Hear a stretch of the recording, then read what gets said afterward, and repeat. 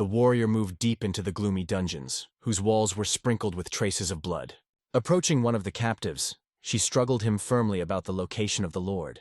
However, the exhausted prisoner with a dry throat could not say a word, only coughed frantically. This enraged the adamant Virgin W mainstage, who, having put the tip of her blade directly to his throat, repeated her question.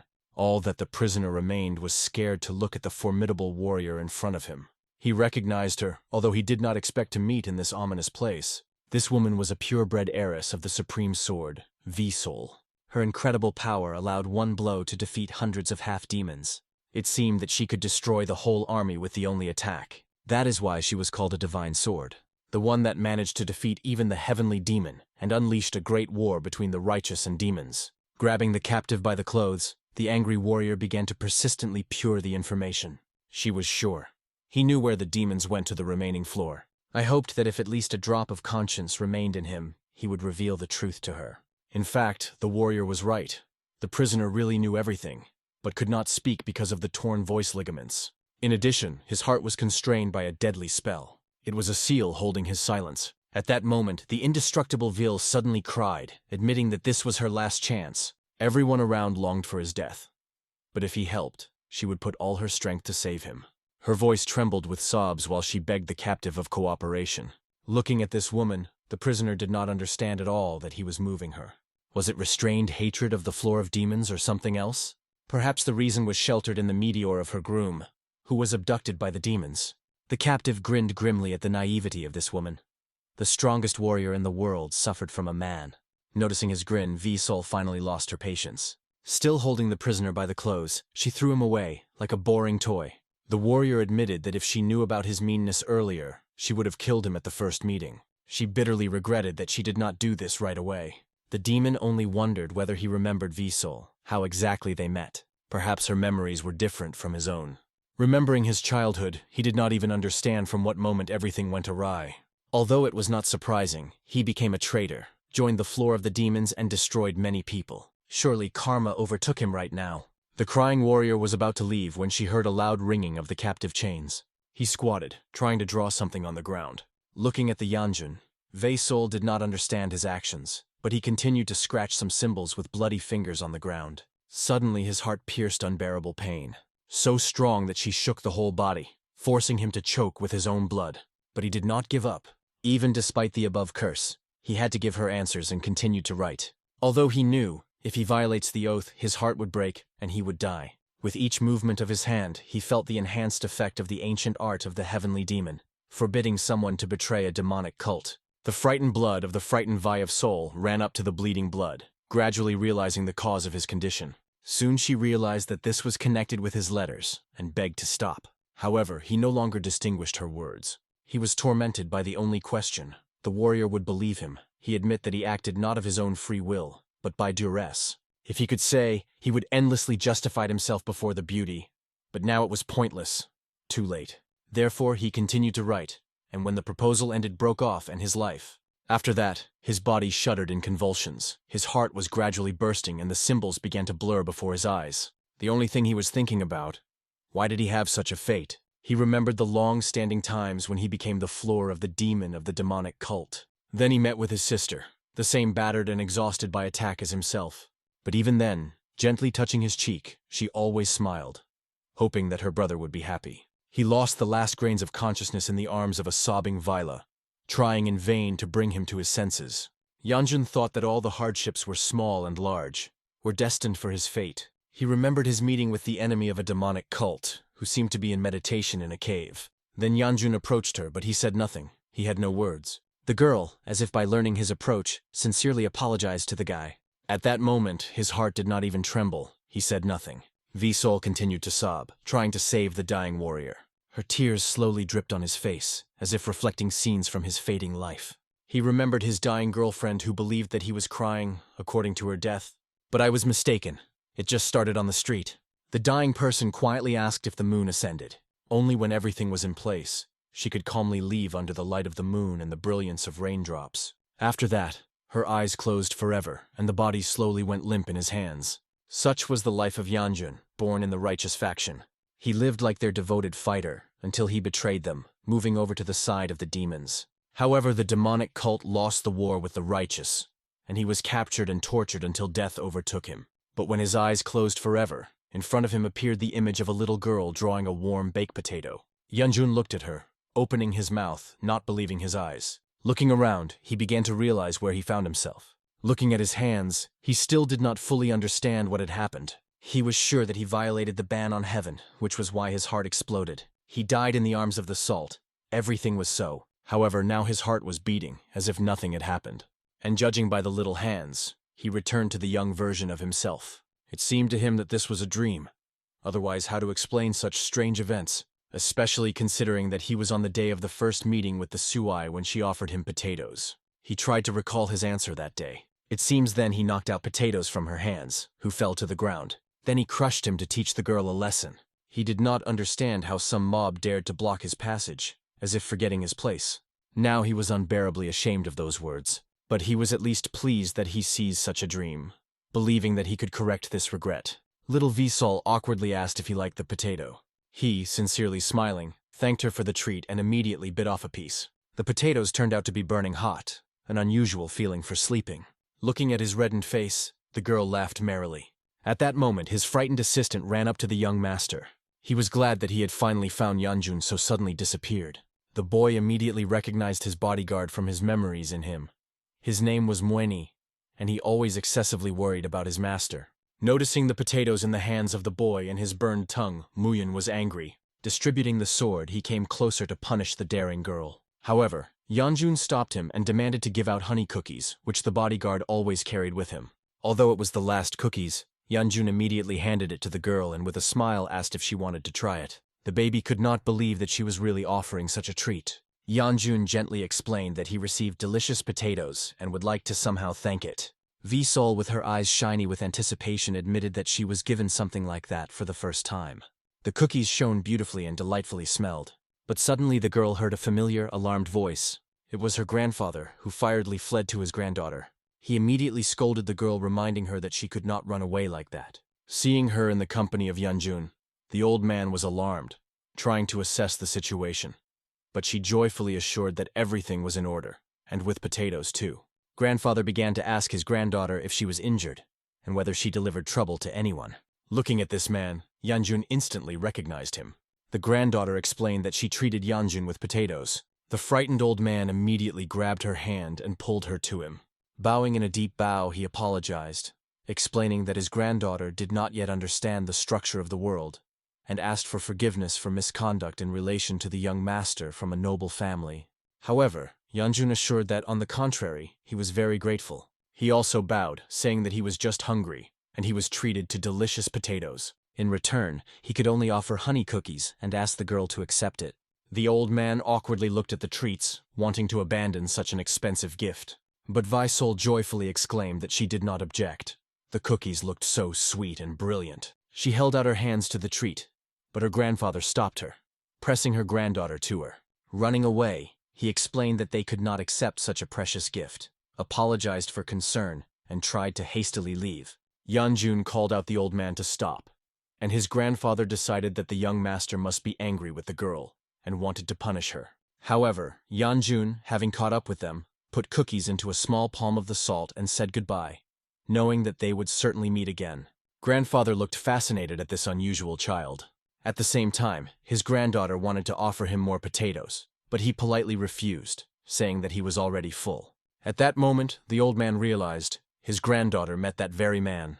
Soon, saying goodbye, they left, and Yanjun with a bodyguard looked at them. As soon as they disappeared from sight, the young man felt a strong dizziness. He felt uneasy. After all, he just met with an old man who recently headed the alliance of the warriors of Murim and was one of the 3 supreme ranks. They were called the strongest in Murim, those who sowed fear and horror in the ranks of the infidels. It was a supreme sword named Vai Hungan. Yanjun was perplexed that he was making a supreme sword in a similar place, although he understood that if it was the nonsense of the dying, it may not be strange. While grandfather reported to the salt, she last looked back at the Yanjun and waved his hand in parting. He looked at her, only smiling slightly. When the bodyguard offered to return home, the young gentleman agreed with his decision. Walking through the beautifully flowering fields, he thought that he would be able to get rid of one of his regrets, and the time of awakening should come. However, they already calmly reached the estate, and the dream did not stop. He believed that it was worth getting rid of regret, and everything would end, but it was not so. Yanjun even began to worry that this was not a dream, but the residual curse of the heavenly demon. Suddenly, he heard a familiar voice and turned around in fright. It was his older sister. She was surprised that Yanjun was not running away, although the head of the clan himself goes here, his second older sister, a fiery sword, a man who despised him the most. He realized that the reason for the fact that so many people gathered was the arrival of his father, and the girl was curious what he conceived this time. She invited him to think and escape once again, because most likely he would disgrace again. However, Yanjun, throwing her hand back, firmly stated that he was here because he should. Yonso was amazed that his brother suddenly spoke of a sense of duty, although he had not even shown his nose before. Yanjun himself pleaded his guilt and decided to personally apologize to the head of the clan. Even the bodyguard was amazed that his master was really going to ask for forgiveness. Yonso began to lose her temper. Growling loudly, she released her inner energy. Stepping closer, she admitted that she did not know what dirt he conceived this time, but she wanted to stop it in the bud. The warrior ordered the boy no longer anger her, intending to punish him for unworthy behavior. However, Yanjun stopped his sister, recalling that the head of the clan was approaching, and it is better for her to control herself. But the man, who had already entered the courtyard, nevertheless noticed a noise. Therefore, I asked displeasedly what kind of turmoil was happening in his possessions. Seeing the head, all the servants and households instantly bowed in a bow. But the man's attentive look was chained to Yanjun, which was why he was nervous. Suddenly distracted from his son, the head of the clan turned to his first deputy, coping of the readiness of swords. He learned that the first sword was still resting after a recent return, and the fourth is ready for his instructions. Therefore, he ordered the latter to prepare for the assignment. Yanjun was still trying to understand whether it was a dream or reality, but his father's gaze was heavy, as always. Suddenly, the head called the third child, ordering him to appear in his chambers after dinner. At that moment, Yanjun was so excited that he felt nausea and asked the bodyguard a means for the stomach. The usual oppressive atmosphere reigned in the dining room. The food was delicious as always, but even so, Yanjun did not even understand whether he was eating his mouth or nose. He was not in himself from the received personal invitation. The head, turning to the second child, asked the successes in martial arts. The daughter joyfully told how she received the third star a few days ago. Father nodded approvingly, noting that for her young age this is an impressive achievement. However, it was not surprising. She was gifted from birth and worked hard. The only thing that surprised Yanjun, how she knew how to smile so sincerely to others. She looked at him with undisguised contempt, as if she saw something disgusting. From the gloomy thoughts of the boy, the father of his father was distracted. He heard that Yanjun left the territory. The son honestly admitted that he was going out for a while on business. Thinking, his father rose from his seat. He asked everyone to continue the meal.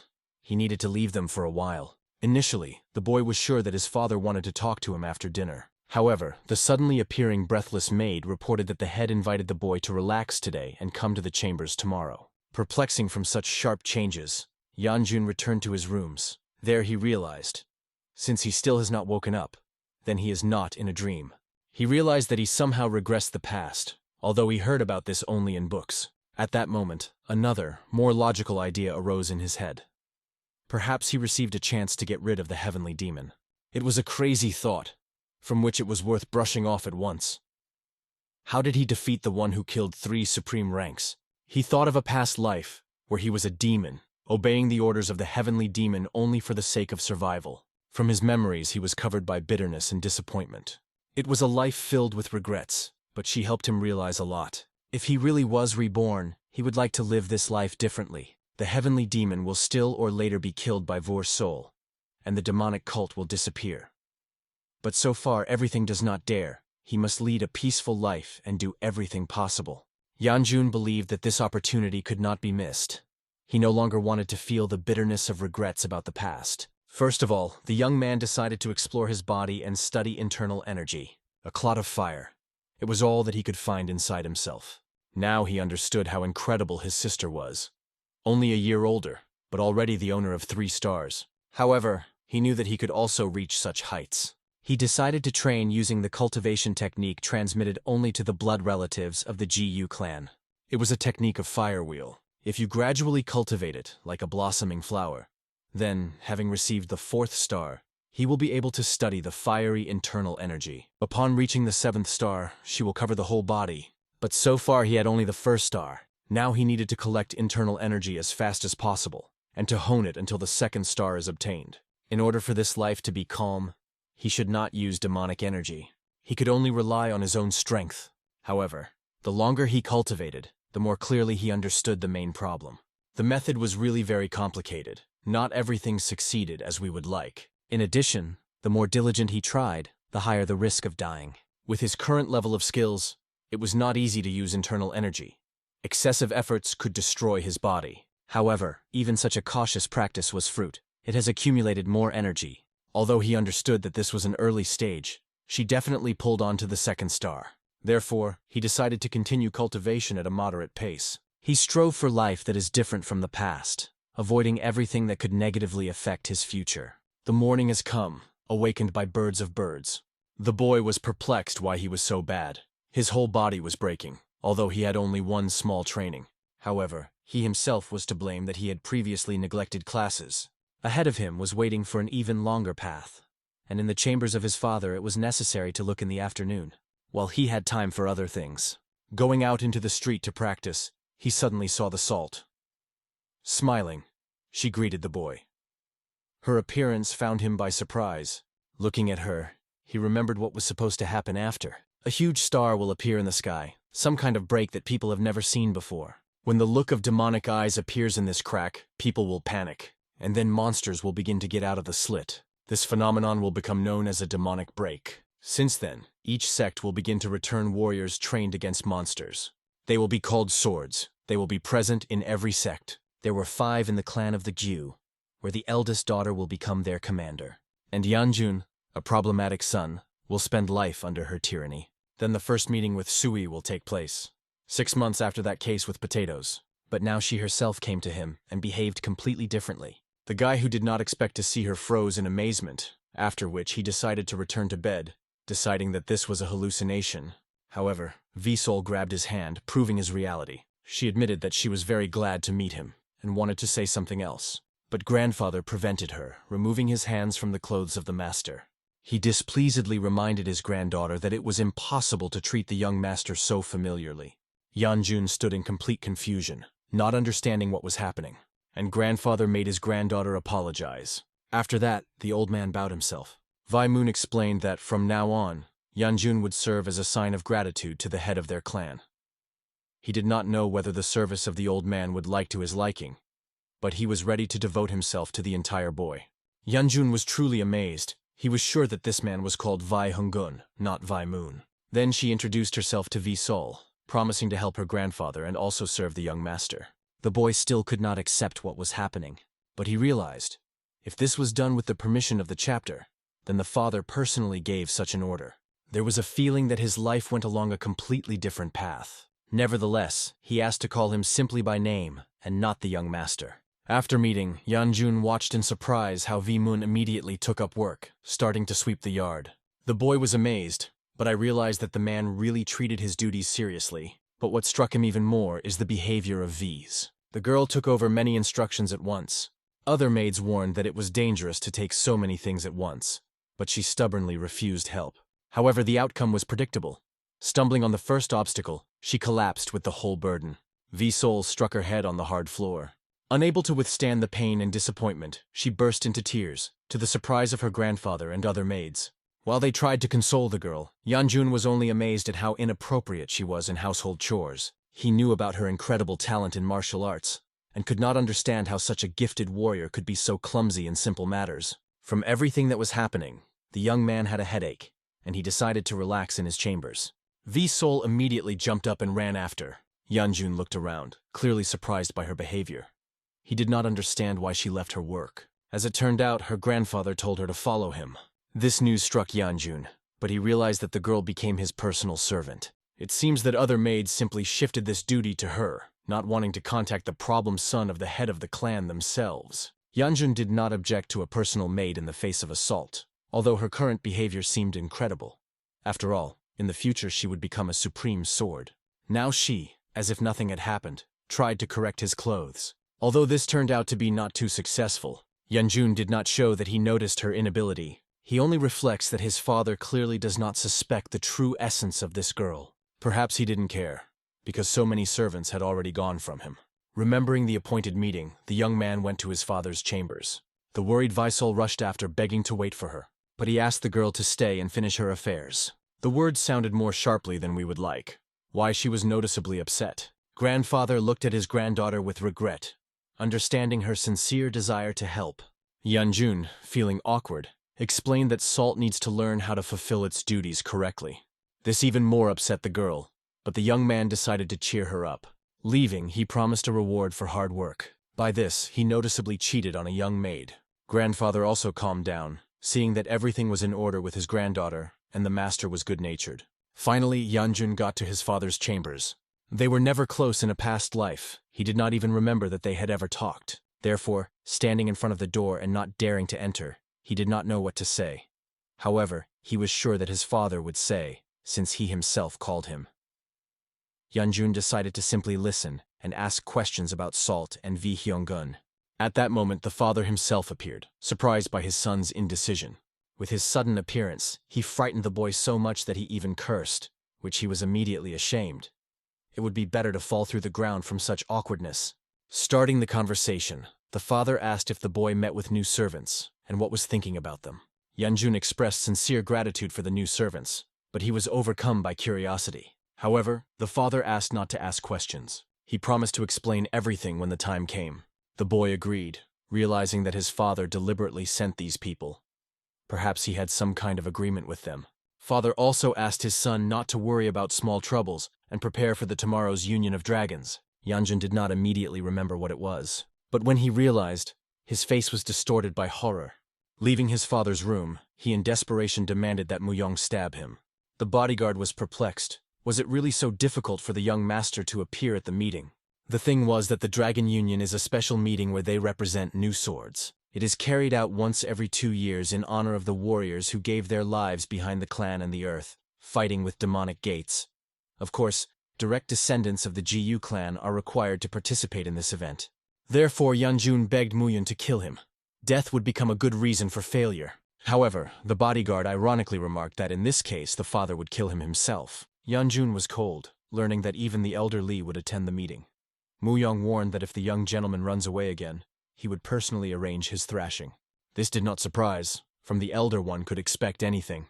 Among all the elders, he was the most stringent, always demanding special efforts from Yanjun, as from the only son of the head, and imposed responsibility for him almost for the honor of the whole clan. In truth, Yanjun was to be grateful to the elder. Despite employment, he always found time for instructions. Although his endless notations and flogging forced the young man to avoid meetings if possible, even his own father did not pay him so much attention. Yanjun did not understand how, with such a zealous upbringing, he still became a failure. Looking at the prepared carriage, he asked the time of departure. The answer was disappointing. It was necessary to travel in the very near future. At that moment, Yanjun heard a lively conversation between the maids who admired something unusually charming. He learned that they admired the suite, not understanding what the girl could do. When the maids parted, they showed the gaze of the Salt in the robe of the maid. From one glance at her, Yanjun's heart missed a blow, and her face was blurred by a blush. The girl herself, timidly approaching the young master, also looked no less embarrassed. Visol, shyly smiling, shared that everyone calls her a beauty. With children's spontaneity, she asked if Yanjun considers her beautiful. From such a direct question, the boy was finally embarrassed, because she was really beautiful. But the girl did not calm down, interrogating the master. Not finding words for an answer, he hastily sent her to the carriage.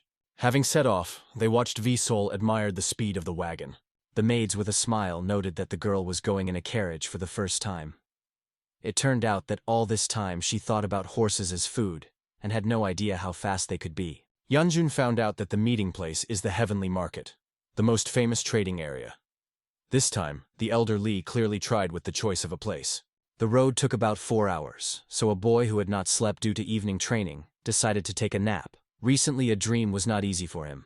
However, his plans were prevented by the talkative Visol, who began to enthusiastically tell the maids about the taste of horsemeat, despite his specific smell. Unable to stand it, Yanjun forced her to shut up, putting honey cookies in her mouth. Finally, the long-awaited silence reigned, and he was able to relax a bit. His eyes began to slowly close. But the nap did not last long.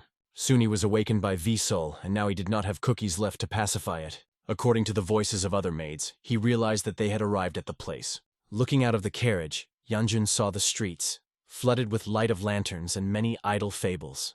The festival was held here, which was why the streets were especially crowded. A venerable merchant came up to them, who knowingly noticed that a long trip must have tired the young master. Introducing himself as the deputy head of the heavenly market, he expressed the honor of getting to know the rising star of the GU clan. Yanjun courteously answered the greeting, and the deputy suggested holding it. The first day promised to be calm. Now all the issues were resolved by the elder Lee and the lady, who made the boy alarmed. He realized that he would soon inevitably meet with the older sister. Following the deputy head, Yanjun cherished the hope of avoiding this meeting, but his aspirations were in vain. Soon he saw her returning to his room. The sister gave him a familiar dissatisfied look, showing her dissatisfaction. Yanjun was respectfully greeted her, but Yeonso answered rudely, only expressing the hope that at least this time she would do without his stupid exits. She ordered not to interfere with the collection of the Dragon Union, and not to defeat the name of the family. Yanjun humbly promised to behave quietly, like a mouse, assuring that he should not worry about it. However, these words only angered Yeonso, who stated that she was not worried about him at all. At that moment she noticed a frightened maid behind her brother. It became obvious to him to abandon old habits, and he is going to behave as usual. Yanjun pretended not to understand what it was about, but Yeonso only expressed dissatisfaction with the fact that some believed that her brother had changed. She sarcastically noticed that people, apparently, did not change at all. Yanjun, looking at his sister, did not understand the reasons for her hostility, but he proposed to go to the room, apologizing to the deputy and asking them to spend. However, the Salt first wanted to look at the stage, which turned out to be truly impressive sizes. Visol, looking at the arena with admiration, admitted that she had not seen such grandiose structures before. Yanjun knew that the rich people loved to boast of their means, especially at such festivals, but even it seemed excessive to him. Today's holiday was dedicated to swords and their merits. The next day they were waiting for fights to determine the new members of the detachment of swords. Yanjun was pleased at least that the blood heirs would not have to participate in this struggle. Today he will be only an observer. He hoped that everything would be calm. But the elder has already appeared behind him. Grabbing the boy, the old man was surprised that this time he did not escape. Seeing the elderly hand approaching, Yanjun tightened, waiting for punishment. But to his amazement, the old man only affectionately stroked his head. Looking at how the boy crept out with fear, the elder laughed good-naturedly.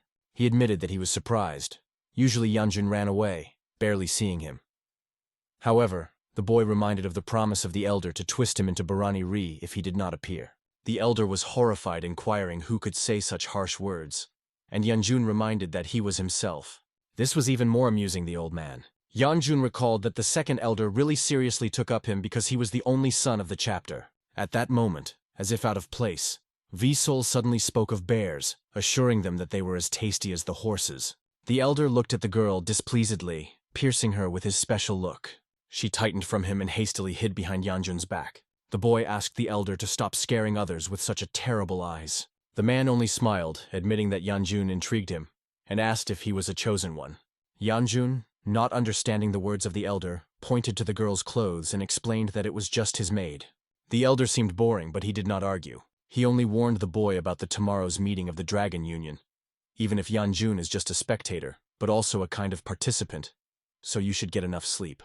However, the old man did not fail to warn that in case of failure, the boy would lose his head. Later, Yanjun joined the Salt, which seriously decided that the Uncle Bear threatened to eat him. He corrected her, explaining that it was about cutting off her head. The elder continued to carefully watch the girl. He felt that in this child there was definitely something unusual. The day of the assembly of the Dragon Union has come. Watching the preparations, Yanjun thought they would begin in the morning, but, it seemed, everyone gathered closer to dinner. All clans, as well as those who could confirm their identity, were allowed to participate in competitions. He was surprised by the number of people. Apparently it was incredibly important for people to become a sword. The frightened Vi Salt hid behind him, afraid that the Uncle Bear would come after her head, and muttered that it was time for him to hibernate. Yanjun calmly recalled that now spring, and invited the girl to go to her room if she was so scared. However, she reminded of her grandfather's order to stay next to the master. Yanjun, remembering that he could not order her to ignore the command of the Supreme Sword, pointed to the bodyguard and promised that in which case the music poured the bear. The bodyguard in bewilderment asked what kind of Uncle Bear was we talking about. Upon learning that they call the second elder, Mueni was amazed, explaining that he could not do anything to him. Yanjun, realizing that there was no choice, dramatically announced that in this case, the Uncle Bear would take V's head. The girl, stuttering with fear, realized that he would die today, and wondered why Yanjuna was so amusing. He tried to calm her down, explaining that this was just a joke, but Visol did not believe. She remembered the words of her grandfather, that if you die on a full stomach, the ghost would be kinder, especially if you eat dumplings, and began to beg them from Yanjun. Mueni was surprised at how courteously the young master treats the servant. However, Yanjun was simply sorry for the girl. He saw her begs about dying dumplings. However, the reason covered in another. He saw in her a salt from a past life, and did not know how to behave. He explained to Muyun that the girl probably still understands what it means to be a servant. However, the bodyguard noticed that the gentleman still bought her food. The boy had nothing to object to, and he preferred to remain silent. Looking at him, Muyong realized that Yanjun was not at all the same as they were talking about him, although he understood that it was impossible to rely on rumors. So he decided that he had yet to recognize the true nature of his master. It seemed to Yanjun that the bodyguard was too concerned about dumplings. But, hearing about rumors, he asked how long Mueni guarded him. It turned out that only 2 weeks. It means that he was appointed right before the regression of Yanjun. Therefore, the bodyguard said so freely. He did not even know who was more lucky, he or Yanjun. At that moment there was a loud female voice, scaring the boy. The woman, turning to the mistress, convinced that she could not let her go alone in such a dangerous place. She objected, explaining that they were at a meeting of the Dragon Union. This is an organized event where there are so many people, so nothing will happen. This voice seemed to Yanjun to friends, and he began to peer into the speakers. At this moment, the maid explained that she was especially worried about a possible meeting with the heir to Gu. Yanjun was perplexed, whom we were talking about. There were many men in the Gwing clan. The girl assured that it was impossible to meet him because of a huge number of people. However, turning around, the girl with her servant met her eyes with Yanjun. Everyone froze as if seeing a ghost. Muyong immediately asked if the master of these people knew him. Yanjun knew these hair falling to his shoulders, black base eyes, and that very ring on a finger with a symbol, distinguishable only upon close examination. Knowing him, he could not underestimate his meaning. It was the representative of the Kebuan clan, and not just some girl his bride. The reason that the engagement was organized with the representative of one of the largest clans was that the prestige of the Gu clan was not inferior to this four, and the young were peers. He was a direct heir to the clan. Therefore, Hibaivan did not object to a contractual marriage. Only now the heir turned out to be problematic. Rumors that he neglected training and delivered troubles, alarming them. But finally, the relationship was destroyed when he pronounced those fatal words to his bride. Now the girl, looking scared at Yanjun, wondered what he was doing here. However, he understood that this question should be asked to her. She coldly explained that she arrived on business, and added that she was not obliged to report on each of her steps. Yanjun calmly agreed, but the girl was annoyed by his rude tone, as if he had forgotten that she was older. Yanjun only grinned and deliberately respectfully called her Nuna, an older sister, asking if she liked such an appeal.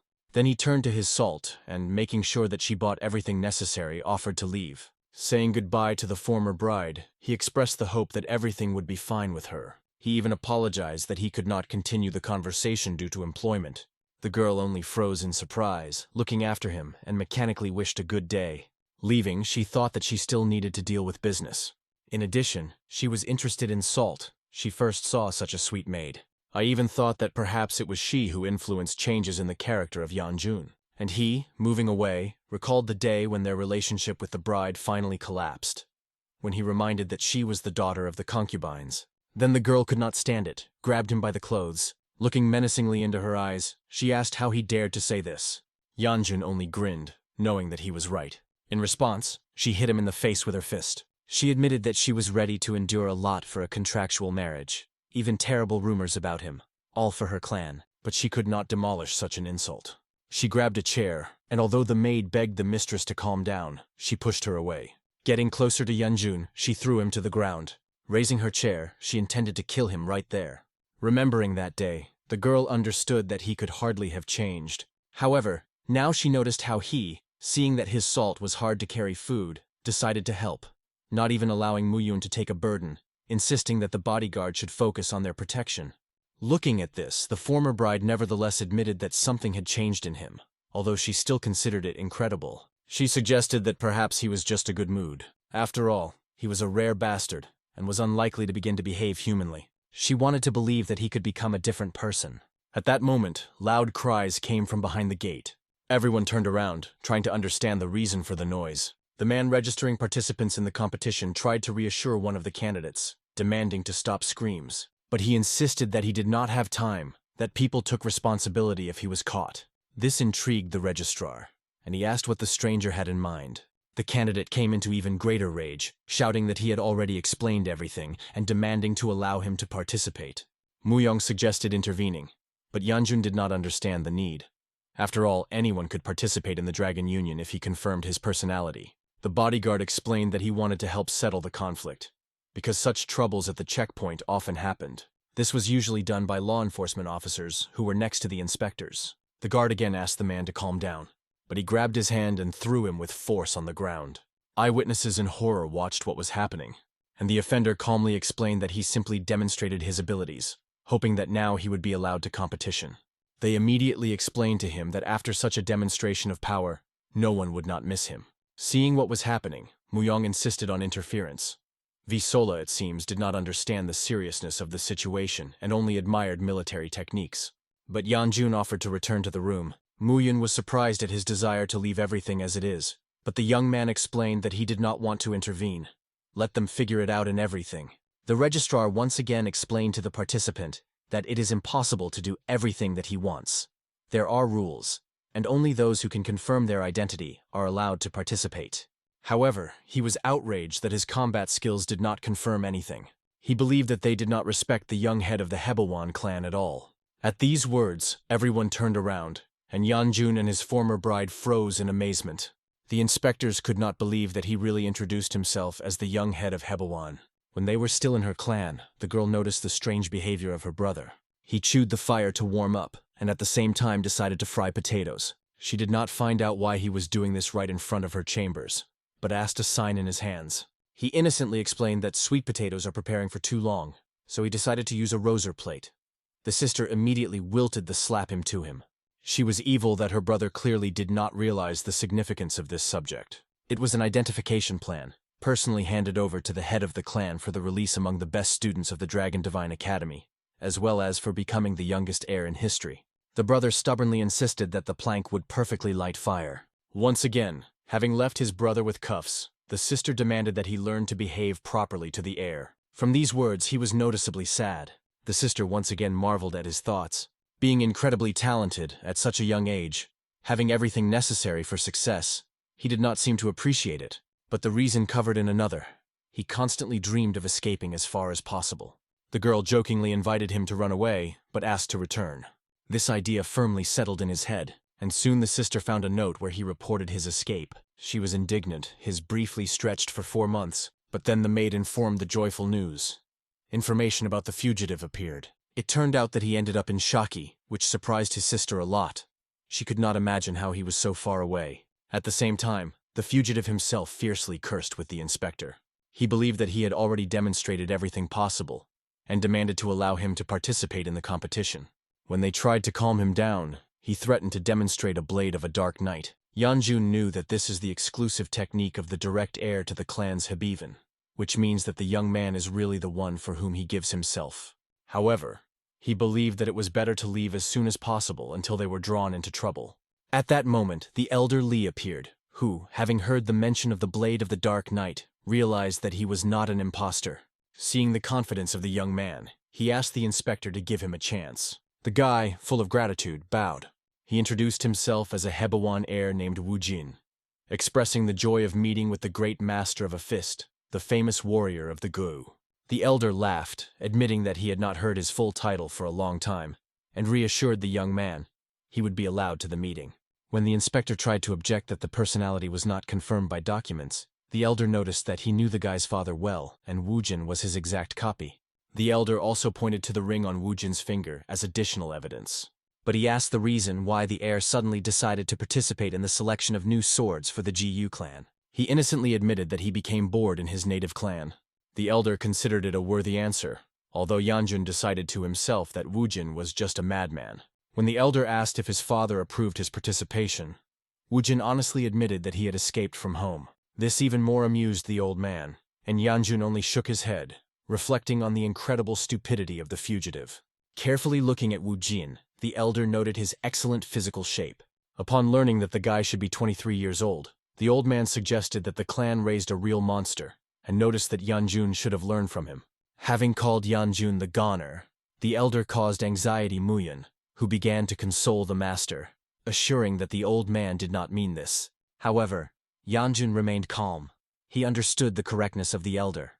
If this Wujin is really the one he thought about, then he really was a monster, who soon had to win the title of Emperor Klinkov.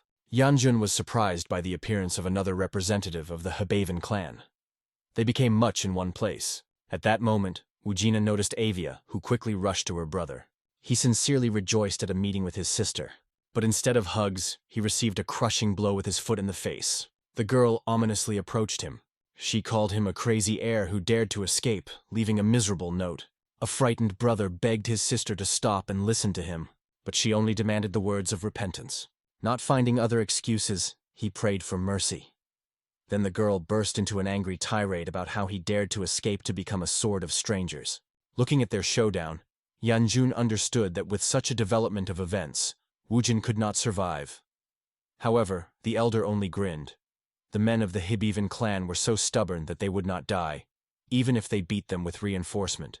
At that moment, Wujin prayed for help. The elder really intervened, demanding that the girl leave her brother alone. Avia, not at first understanding who dared to intervene, was immediately seized when he saw the elder. She hastily apologized for the later performance and called her title, the Great Master of the Fist of Pure Flame. She also asked for forgiveness for finding them for family showdowns, recognizing inappropriate behavior, and promised to make amends later.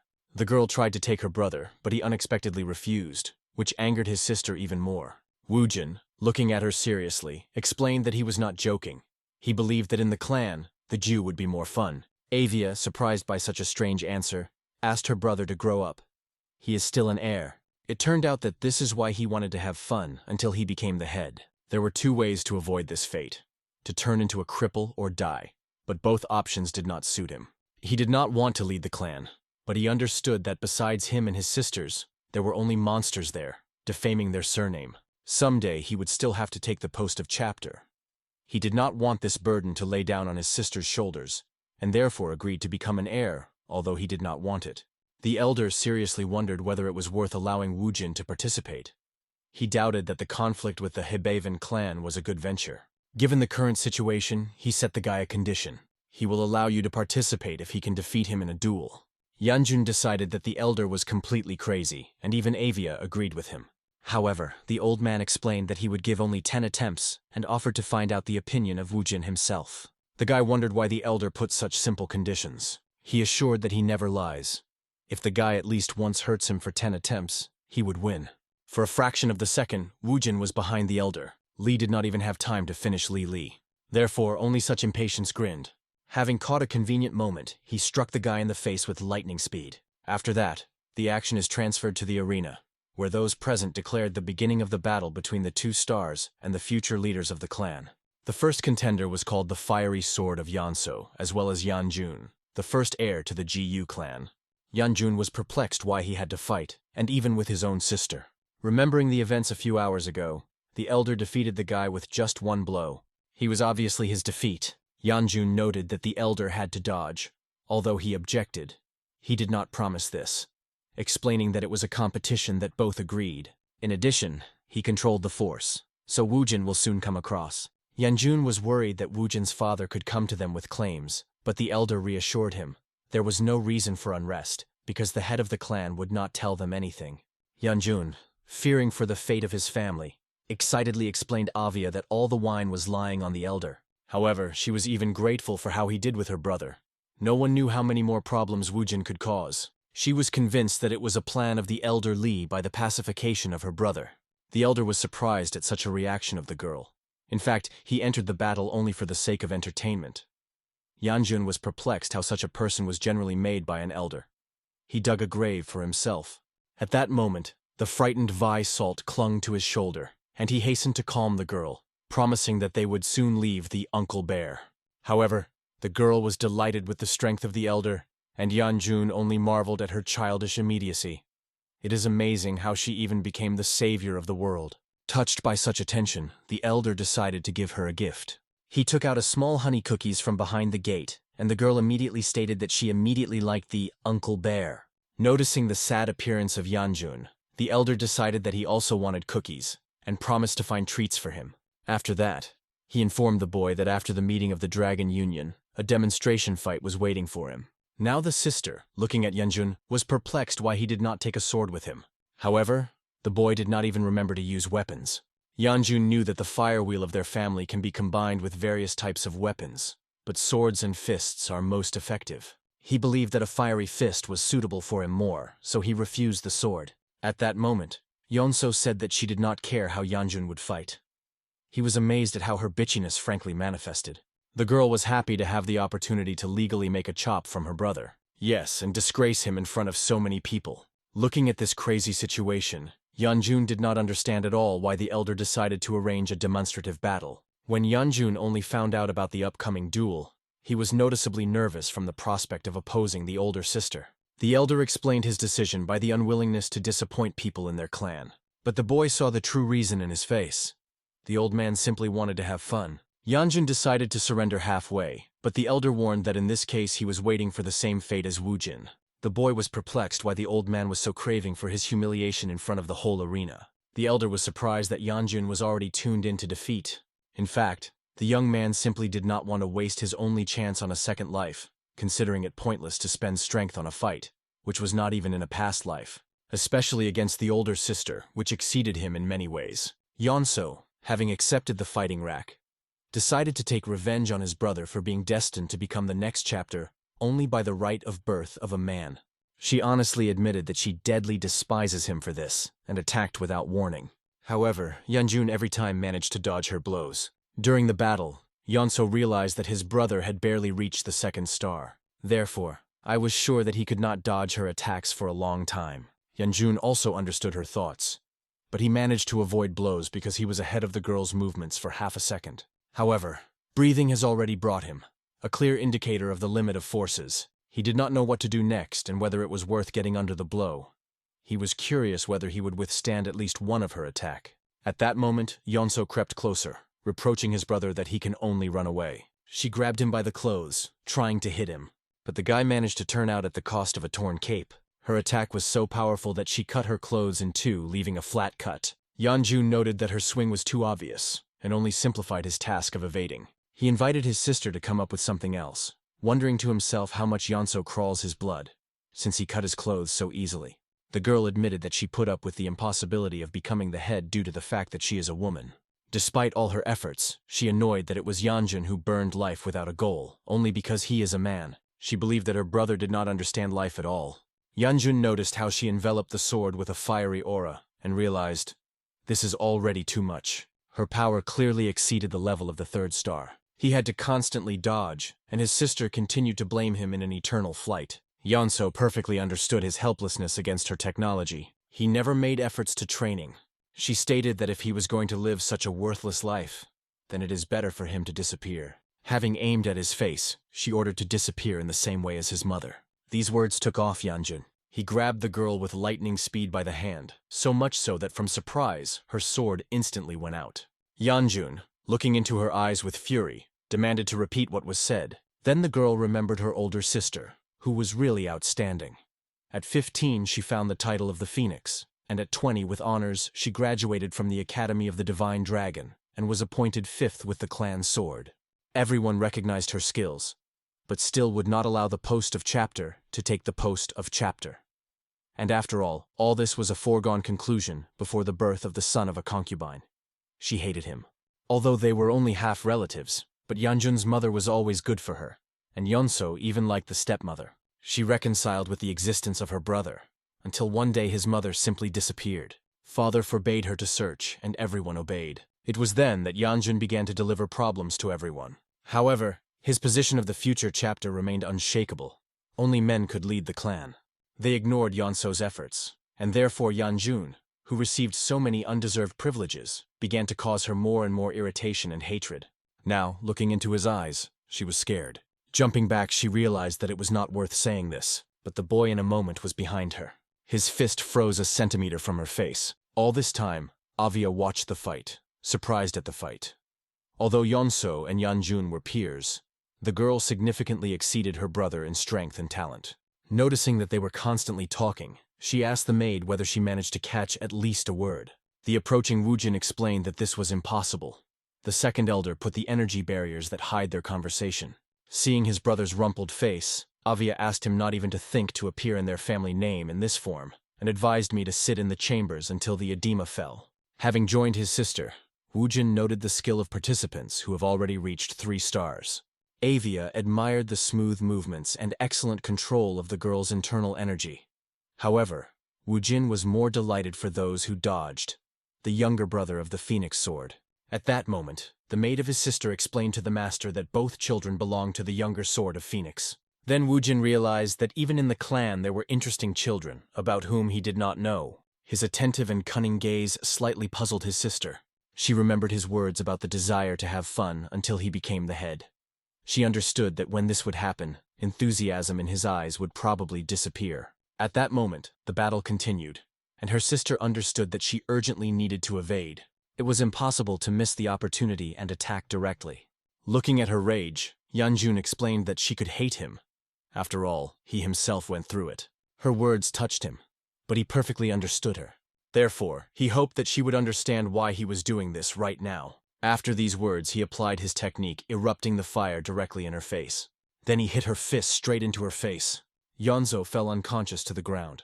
The battle was officially over by the victory of Yanjun. Later, sitting on a bench, he admitted that he was not going to win and did not know that he could defeat her with the 2nd star. So he hoped that he would not be serious consequences. He still remembered her words, which was why he became darker. At that moment, the frightened Mueni and Visol ran up, after being served whether everything was fine with the young master, whether he was injured. The boy asked the situation inside. Mu-young honestly admitted that all people, previously confident in the defeat of Yanjun, now only did that they praised his victory. It was not surprising. After all, everyone considered him a geek, about which dirty rumors went, and he suddenly defeated the rising star of the clan. However, the second elder slightly discharged the atmosphere, switching the attention of the Dragon Union gathered to the affairs. At that moment, Visol noticed Yanjun's bloodied hand. He explained that this is an indicator that he still cannot completely control internal energy. The girl began to bandage his hand, although Yanjun asked not to do this. However, the girl tried her best, but she did not succeed. With tears in her eyes, she apologized that she could not do everything right and calm his pain. The emerging Woojin also expressed regret that the young master was painful. After that, he decided to officially greet the new master and introduce himself.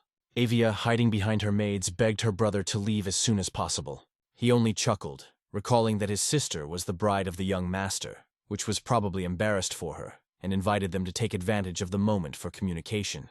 Yanjun restrainedly asked the intentions of this guy, but he stated that he was a great moment to establish connections and offered friendship. Yanjun tried to explain that it was not particularly profitable to get closer like him. However, Woojin admitted that he did not even expect that their family was hiding a similar talent. He thought that only his first sister was noteworthy.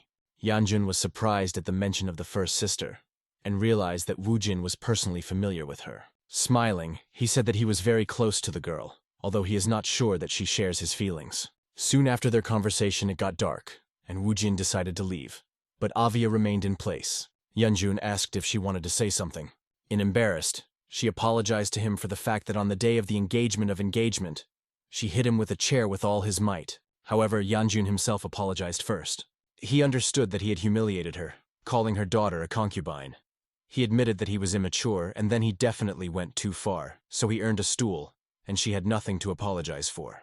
These words sincerely surprised Avia, but smiling, she thanked Yanjun for understanding.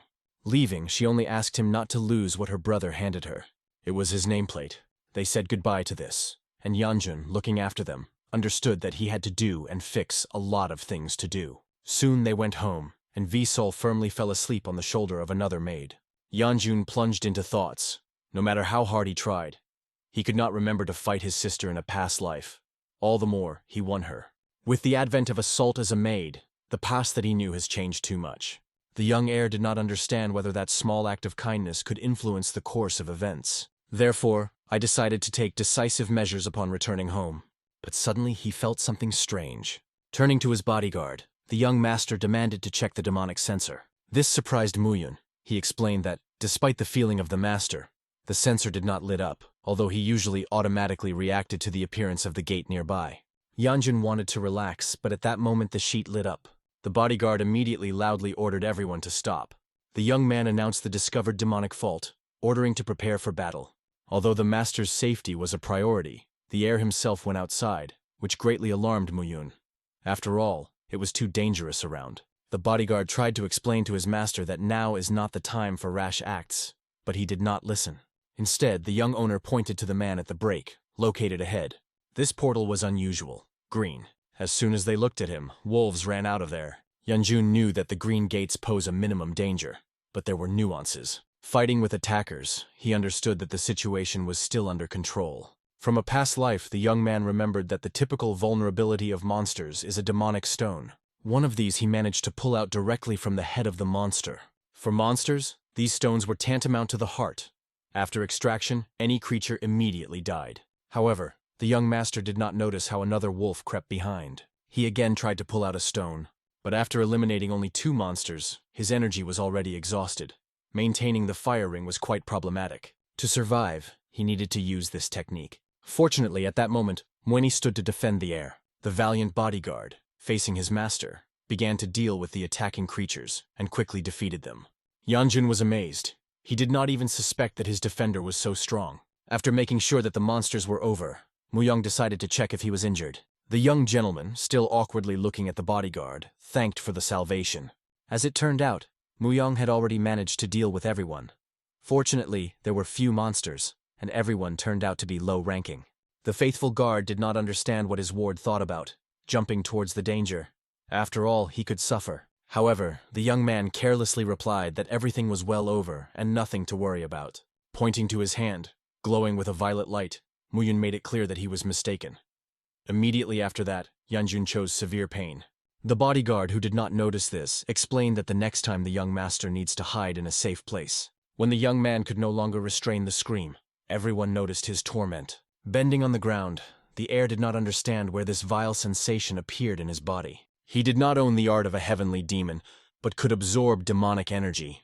Looking at his hand, he clearly saw that he had mastered the absorbing magic of the demonic well.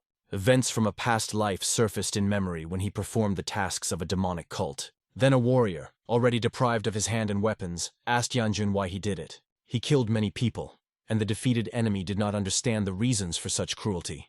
But the young man remained silent. The man wanted to hear the last words from the blade that dissecting the flowers of the plum, but he said nothing. At that moment, looking fearfully at the severed head of his chapter, the warrior was covered with despair. And then Mrs. Yanjun appeared. Having evaluated the scale of the destruction, she recognized the result very tolerable. Going down to the young man, the mentor made it clear that this is not enough to satisfy her. Although she admitted, thanks to his effort, she got a little pleasure. With a smile, she ordered Yanjun to raise her head and get a reward. Now a strange fire escaped from the hand of the young master. Looking at him, the young man did not understand this sensation, as if the fiery ring cleared demonic energy. But then he realized that it absorbed it. This did not happen in a past life. At that moment, in addition to Muyun, Sol, trying to bring him to his senses, ran up to the wounded. Having come to his senses, Yanjun began to calm the audience. He explained that he suffered from a demonstration fight more than he thought. Muyong decided to find a doctor, but the young gentleman convinced him that everything was in order. The heir decided to hide the oddities that happened to him. If people learn about his ability to absorb demonic energy, he will definitely have many problems. At that moment, Visol, with tears in her eyes, examined the young man, trying to understand if he was painful. Her sincere concern was a little angry with Yanjun when she honestly admitted that his face looks more painful than usual. Another assistant, going to the salt, explained that she should help the master and not annoy him. At this time, Muyong invited the young master to buy a drug in the nearest shop. But the heir knew that his condition was in order. He only had to sleep, and everything would return to normal. Therefore, he proposed to continue the path. Looking at the stone in his hand, the young gentleman realized that he no longer feels demonic energy in the body. Apparently, the fiery ring still influenced it. Judging by the faded stone, all the energy was sucked out of it. Be that as it may, while it was not worth thinking about it, it was necessary to move on. Soon, in the nearest city, Yanjun with a bodyguard and a dwarf were on the market. The girl joyfully looked at honey cookies, begging to buy it. But when the young man refused, she did not understand why he even took her with him, if he was going to starve. To this, Yanjun recalled that when he said about her affairs in the market, she herself stuck to him, using her grandfather's order to follow the heir everywhere. Muyin himself was interested in what a matter led the master to the market. He has not yet recovered after a recent incident. So the faithful guard believed that if the matter is not urgent, it was better for the young man to return home and relax properly. The bodyguard suggested that if a young master is looking for something specific, he could help with the search. Yanjun appreciated the desire to help, but explained that time had not yet come. However, at that moment the heir noticed something interesting. Stopping, he began to peer into the dark lane. It was there that they needed to go. Muyong did not understand what was in that sinister place, but Yanjun ordered Sil to return to the clan mansion, promising to return in the evening. The bodyguard was supposed to go with him. The upset Visol did not understand why the young master drives her, despite her grandfather's order. However, the cunning heir decided to bribe the girl with 10 honey cookies if she returned home right now. The young maid agreed, but bargained a few more dumplings. As a result, Yanjun accepted its conditions. They quickly adored their hands, fixing the contract, after which they dispersed. Following the master, Mueni did not understand where they were going. Finally, a few minutes later, they went to the right place. The vigilant bodyguard reasonably remarked that this alley looks quite dangerous. Yanjun knew this very well.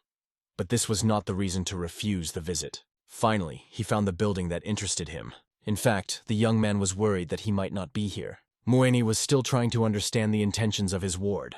It seemed to him the behavior of the young master suspicious, starting from yesterday's events in the external court, and ending with the current visit. It is not surprising. The experienced bodyguard had a great instinct. Finally, they went inside, and the guard immediately grabbed the hilt of the sword. The people who were there did not understand what kind of stranger he came to them, and even brought the child. The bandits decided that the man probably tracked them, so they thought what to do with him. But when they saw a sword in his hands, they decided that it was better to kill an uninvited guest at once. After these words, Mueni was even more alert, and Yanjun remained calm. Finally, a man with a small candlestick appeared, who explained to the boy that this was an inappropriate place for excursions. However, the young heir, smiling, said that he had come here with an order. These words surprised the leader of the robbers. He decided to tear out the boy's tongue to look at his reaction. At that moment, Muyong was even more angry, but Yanjun ordered him to retreat. Turning to the bandits, the young gentleman knew that they realized who he was as soon as he crossed the threshold. They were afraid that the clan would want to clear this place. However, the young man explained that he had no such intentions, so he warned people, until they accepted the turn that they are afraid of, it is better to bring the regional manager to him. It seemed to the leader too arrogant requirement. He did not know where such a child learned such words, and invited him to read the books about respect. While he said, the bandits began to surround the aliens, which only made Yanjun grin. With a smile, he gave a similar advice to the saying that he caused that grin. Laughing, the leader became more serious. He ordered his people to seize these two. Immediately after that, the bandits attacked the guests, surrounding them from all sides. However, experienced Mueni did not allow them to even touch the young master with a finger. He lightningly ripped off his throat to everyone who sent a blade to him. After that, all the soldiers immediately stopped, realizing the seriousness of the enemy. The leader also became nervous, realizing that in front of him the heir to the clan. It is obvious that the best bodyguards were assigned to him. He considered it stupid to call the regional manager to the child. Therefore, I did not know what to do. However, the robber that appeared explained to the captain that the regional manager asked for something to convey. The man was nervous, but still asked what the manager wanted from him. Looking at their conversations, Yanjun understood that they had planned something. In this case, they had no choice. Turning to Muyun, he wanted to order to kill all these people. However, at that moment the captain demanded that the bodyguard remove his blade. After that, the captain pointed to the room where the regional manager was already waiting for them. It seems that it only angered Yanjun. He did not understand why it was impossible to do this before. The young gentleman immediately gave the order to Muyun to hide the sword, and they headed for the indicated door. The faithful guard still did not understand what was happening, but Yanjun explained that he initially planned to turn to the Gang of the Poor. This organization had certain problems, although it is quite capable of taking a place among the 10 largest sects thanks to its extensive information network. However, they adhered to strict rules and did not take up affairs that could deliver troubles. The heir had a rather scrupulous request, so I had to contact other people. Since the poor delivered information to the righteous, this place worked with everyone who pays. It was a gang of How, and the young master had to turn to these people. Going down, they found themselves in a small basement chamber. They were greeted by a man who introduced himself as the head of the Shaki department. He apologized for the excessively aggressive behavior of subordinates. They are not used to receiving such important guests. Yanjun quickly accepted his apologies and asked if he would take for an assignment. But first, the guy wanted to know why they turned not to the gang of the poor, but to their small organization. The young heir explained that he had come precisely because the poor of the poor would not accept his order. Only the How gang could help with this. However, he was interested in the reason for this question. Wuja apologized and explained that everything was connected with the surname of Yanjun. They had to be careful, and he hoped for understanding. After listening to the explanation, the young gentleman asked if they would take up his job. Obviously, Wuja would not refuse to work if they are ready to pay for her generously. Having showed him a drawing, Yanjun explained that he was looking for a boy for about 10 years, perhaps a little older. Wuju carefully studied the image. But I realized that I would have to take his words back. He was not sure that they could help. More recently, there was one customer in their gang, but he was not looking for a child, but a place of residence of his guard. Yanjun was surprised, but immediately with a tricky smile, he offered information about the leader of the How gang as a fee. Instantly, all those present grabbed the swords. Their weapons were directed right into the face of the young master. However, the reacted Mueni reacted with lightning speed, reminding the non-Daycam agreement. Wuju became serious and asked the boy from where he got such information. However, he decided not to disclose the source, explaining that now that they have mutual interest, this is the most important thing. The manager was interested in how the boy could confirm the reliability of information, but Yanjun explained that they themselves are able to check it. They were in a desperate position. They could only carefully feel the soil. If they don't care, they could forget about this conversation. He would simply turn to the gang of the poor, whom this may interest even more. Wuja had no choice, and he agreed. Yanjun inquired. Usually they lasted about 3 months, which completely arranged a young master.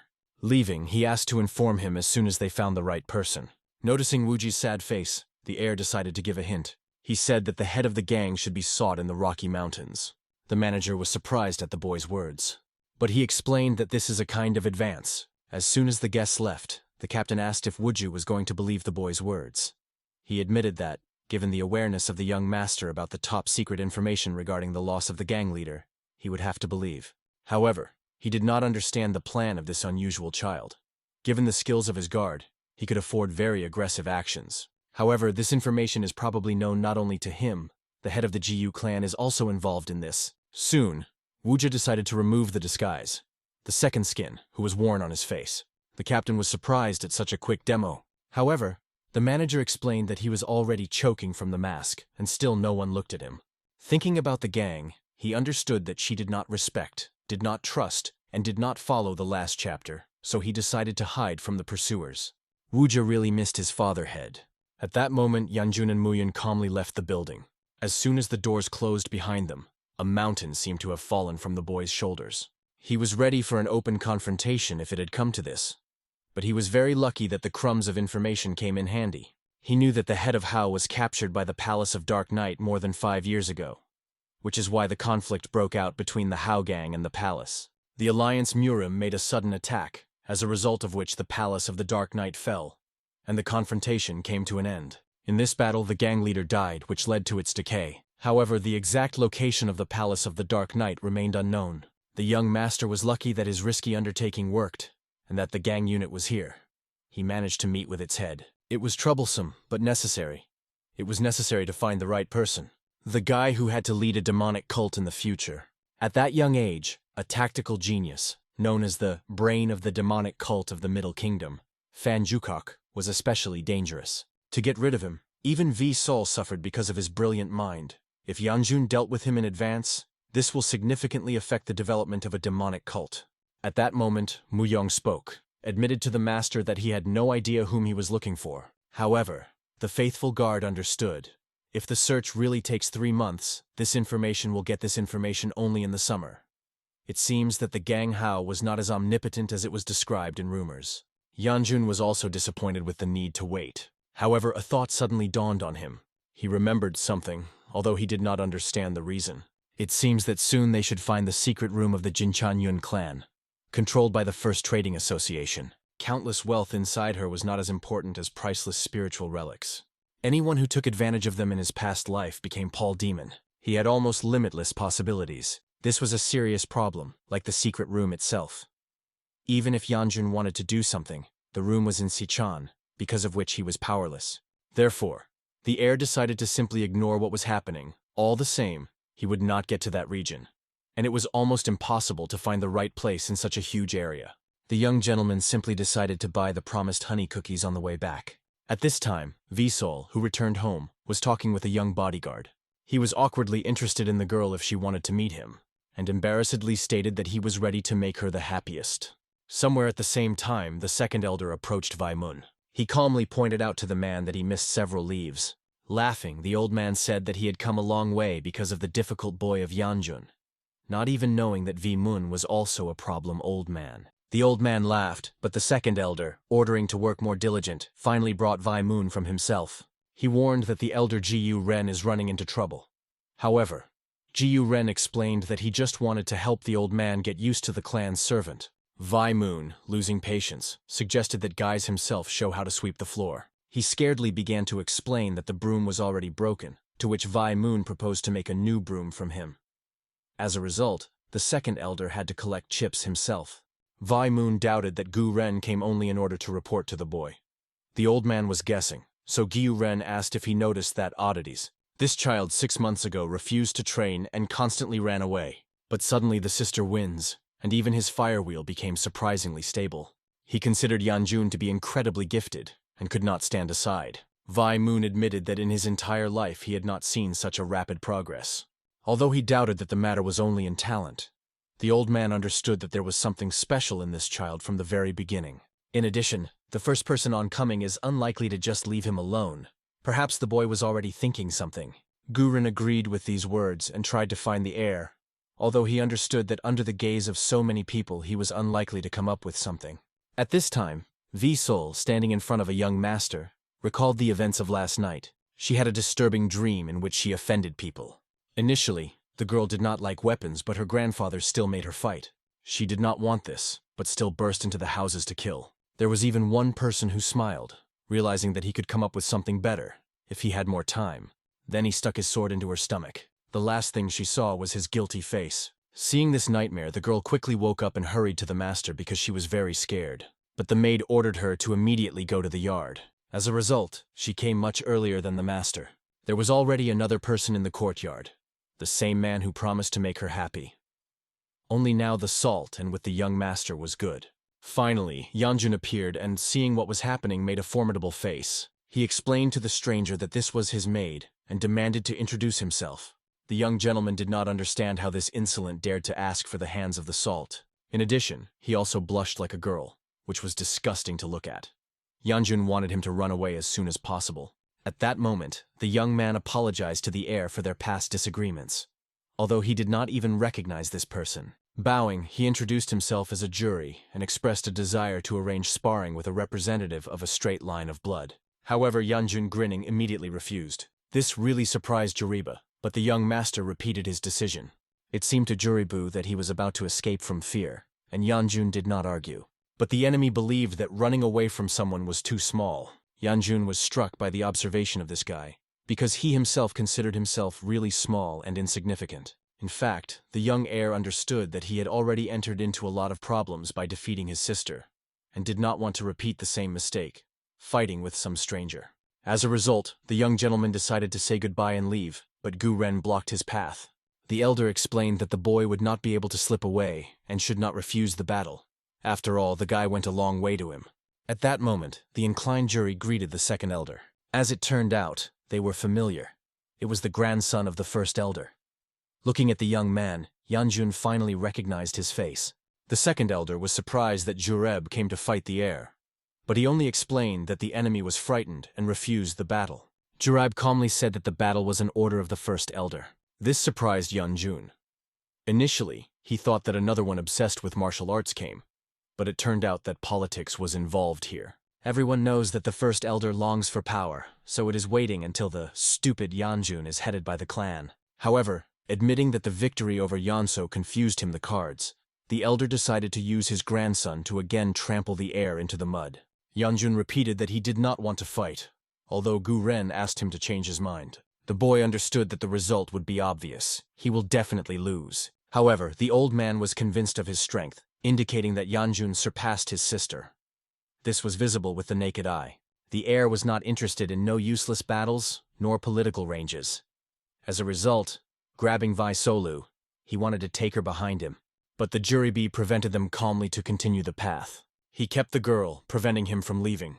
In addition, he stated that he considers Yanjun to be unworthy of her attention. Therefore, he could promise a lot if she chooses him instead of such a moron. However, looking for a guy with a cold look, Yanjun ordered Juriba to remove his hands, and agreed to a duel, because he was ready to kill the insolent right now. As a result, the opponents were on the training ground. Looking at his opponent, the young heir has already begun to regret his decision. At that moment, the second elder patted him on the head. He believed that it would be fun, because battles with different warriors helped to develop skills. However, Yanjun told Gu Ren that he had agreed to amuse him. He would owe a service, regardless of the outcome of the battle. Gu Ren objected that nothing should. After all, Yanjun himself would be to blame if he loses, because he is the future chapter. But Yanjun calmly explained that he was not going to become the head at all, which made the man be alarmed. He did not understand who would lead the clan, if not Yanjun. The heir recalled that in a past life he refused to lead the clan, although, it seems, everyone around was considered differently. At this moment, Yanjun set the condition to Jiyu Ren. He will crawl in the dust and beg for mercy if the old man does not meet. The man clearly did not arrange such humiliating conditions, so he agreed. But he put forward a counterclaim. Yanjun had to win for the service. Finally, the jury, exposing his sword, asked the enemy if he was ready to join the battle. Yanjun smiled resolutely. The guy apologized in advance, but the heir seemed to not understand what was talking about. Then Juryob reminded how he went too far last time. He did not know that Yanjun after that would lie in bed. The young gentleman, thinking about it, realized that it was so long ago that he completely forgot. Juryob admitted that he then considered Yanjun a real weakling, which is why he did not come close. But rumors reached him that he had defeated the second daughter of the head, and considered an accident, and that his grandfather was worried about it. He himself did not like to offend the weak. However, the heir angered him more and more.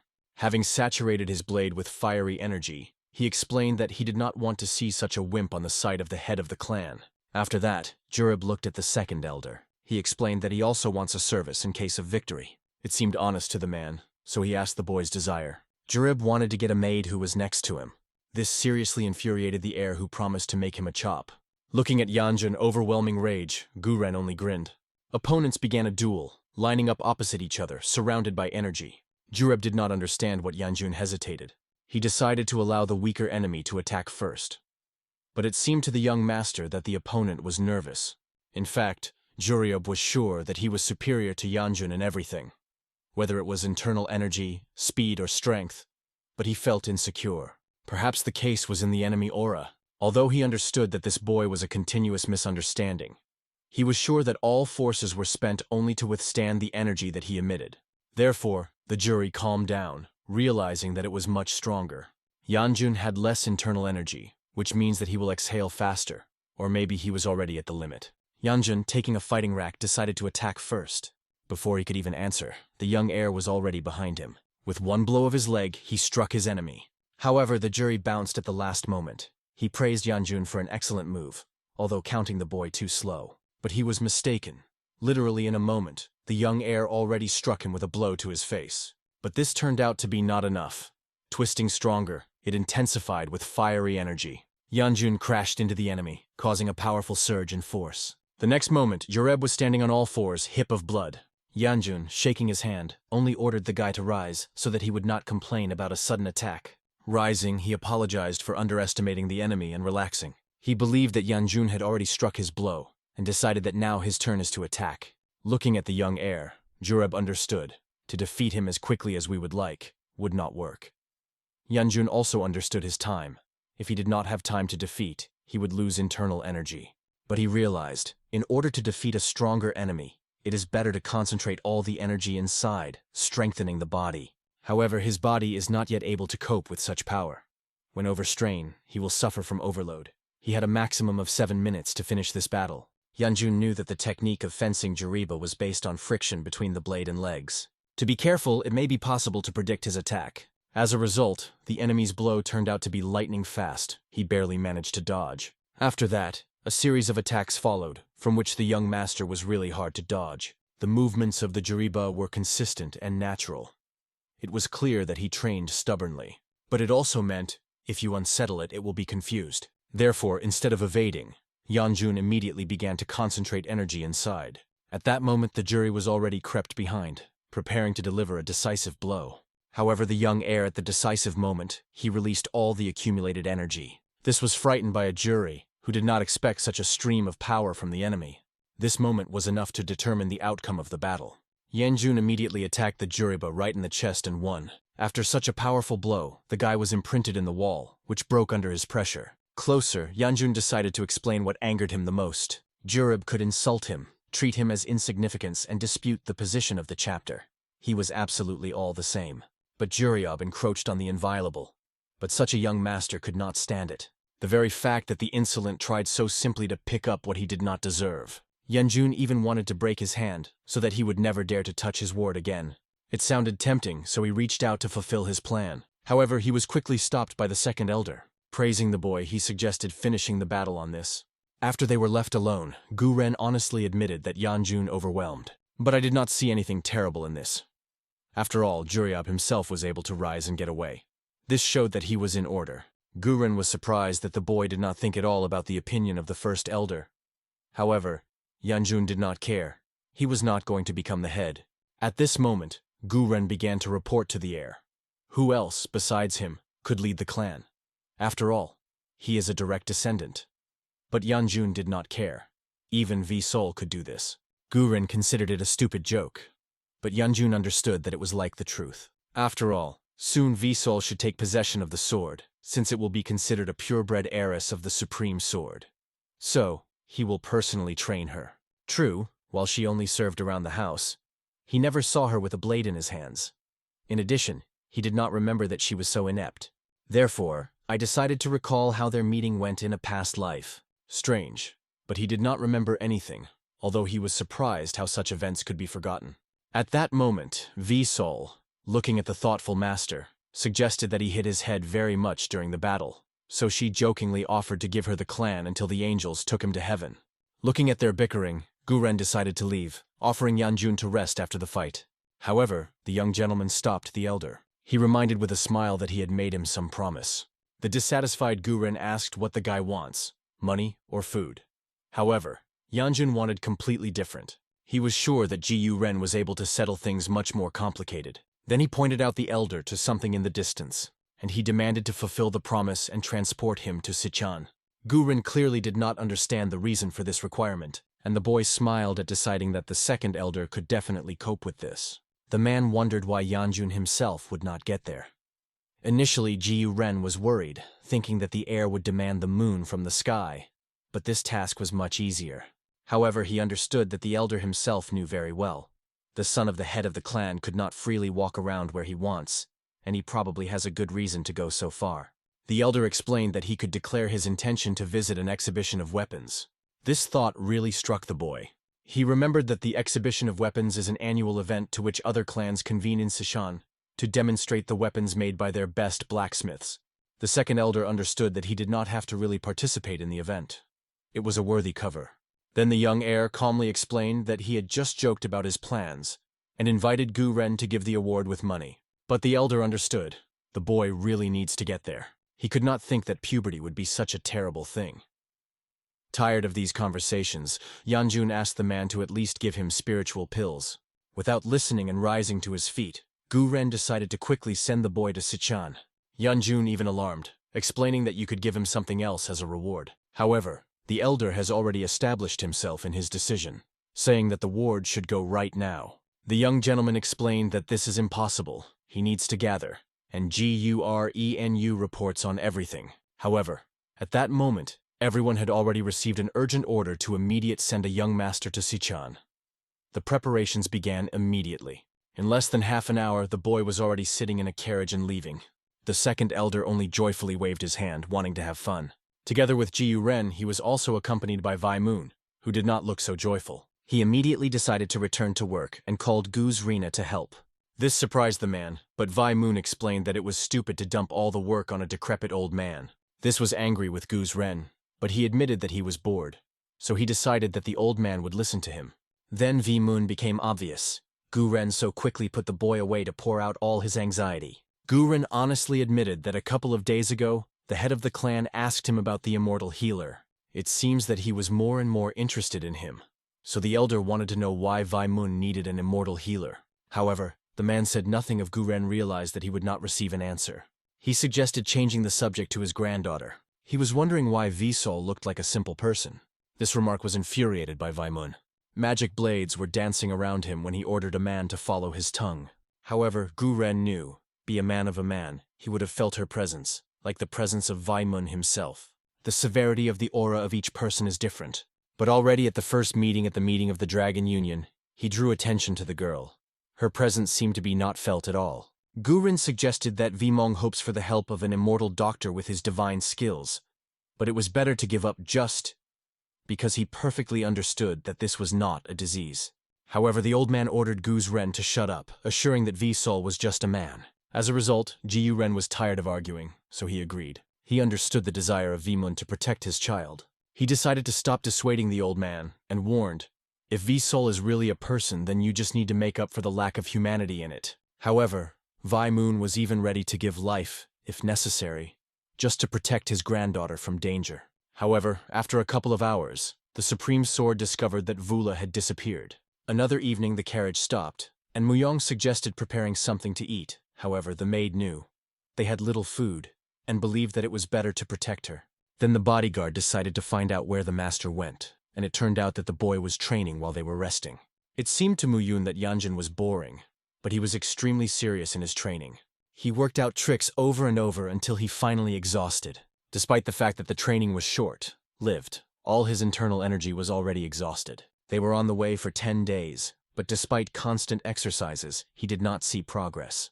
The biggest problem in the battle with Jareb was the amount of internal energy. All the martial arts were built on it, so it was necessary to increase it faster. He remembered the moment of absorption of energy. The demonic well was able to draw power from demonic stones and spiritual pills. As a result of the absorption, the body and soul changed, but for some reason the firewheel was able to clear the energy. He felt that demonic energy had disappeared, and decided that he was able to avoid the consequences. However, the well was still the technique of the heavenly demon. Therefore, he should not use it. Having received a second chance for life, it was impossible to turn on the same dark path. Suddenly he heard a loud cry. Turning around, he saw the bright light of fire. The scream came from his carriage. Yanjun immediately ran to Muyun to find out what was happening. The bodyguard only calmly pointed to the boy to the carriage. The young gentleman looked inside to understand what was the matter. There he saw Visol hiding there. She only awkwardly greeted the master, explaining that she decided to go with him. Prior to this, when the carriage was only about to go, her grandfather forbade her to go, believing that there were not enough household skills. However, the girl did not understand the ban. After all, last time her grandfather released her, the old man explained that then there was a Congress of the Dragon Union, and there were enough people who could help if something went wrong, but there would be no such luxury in Sichin. As a result, the girl had nothing to object to the words of his grandfather, and he suggested that she help to carry things. The salt became sad from the thought that the young master would not see, although she understood that she really did not cope with the household too well, and the master said that he did not like useless people, so she would have to stay. Suddenly she heard a strange voice who urged her to stop. The girl looked around, not understanding where he came from. It seemed that the sound came from one of the boxes, but there was no one there. Suddenly, an unknown force pushed her, forcing her to fall next to the supplies. The salt got angry, counting this with a stupid joke. But at that moment, invisible hands began to stir it. The more the girl resisted, the stronger she was in sleep. Finally, she fell asleep, and the mysterious stranger, looking at her, only apologized. As a result, the carriage went away with a lurking salt, and an unknown voice, escorting it, understood that now everything remaining depends on the girl. This story of Soul told Yanjun and his servants. However, all three sat bewilderment, as if not believing her words. She assured that she was not lying, and everything was so. However, The young gentleman did not believe that a ghost really attacked her. Yanjun wanted to return her home, but they had already gone too far, so they continued the path together. While they were traveling, Visol, noticing the owl, began to tell how she once ate a similar bird. When they drove past the squirrel, it turned out that the enterprising girl managed to taste them.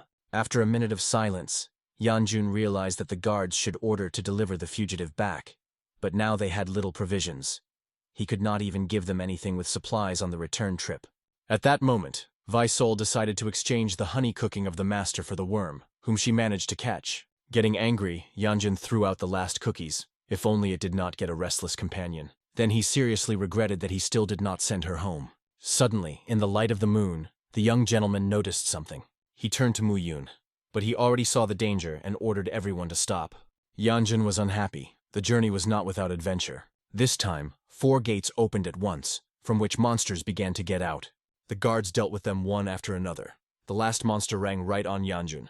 The young gentleman managed to nourish his body with internal energy to strike. But at that moment an unknown warrior appeared, who defeated the monster with his sword. With just one light movement, he cut the bear in 2.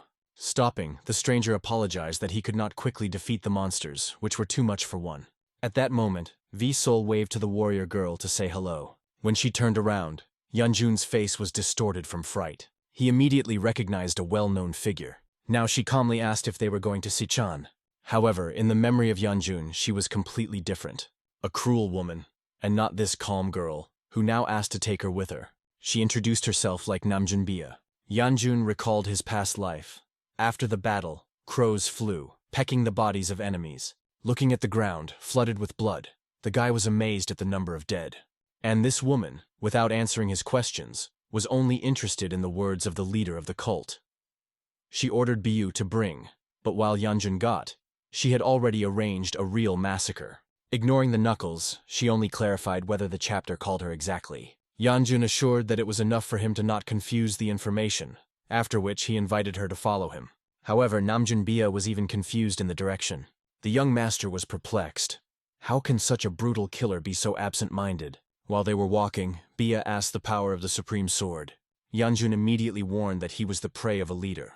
However, the girl was still curious to compare his abilities with the skills of their leader. These questions seriously angered the guy. He decided to teach the annoying companion. Having collected internal energy, he threw it right into the Biu. But she even barely grabbed the blade, and the energy was already divided in 2. A powerful explosion occurred behind her, but the warrior's face did not even tremble. Looking at Yanjun, she asked if he wanted to fight. However, the guy, tired of her firmness, explained that they need to go further. She stopped halfway again, so he abruptly told her to shut up and follow him. Yanjun warned, if Namjun Bia stutter again about the supreme sword, he will tear it to pieces. Ignoring threats, she noticed a path that allows you to cut the path. Before the guy turned to turn out, she disappeared. This finally caught himself from himself. After all, he got to the right place per day, while Namjun Bia wandered for 4 days after their separation. Now, having met her again, Yanjun lied to the girl, explaining that they were going to another city and cannot take her with them. In fact, he was ready to go crazy if he again contacts a similar misunderstanding. In addition, Yanjun explained to Bia that no one is obliged to take her a word about belonging to the Namjun clan. It seems that the girl was really surprised at such distrust. She decided to prove it, and suddenly her whole body shone with bright lightning. The young gentleman immediately realized that it was the form of the ruling sword.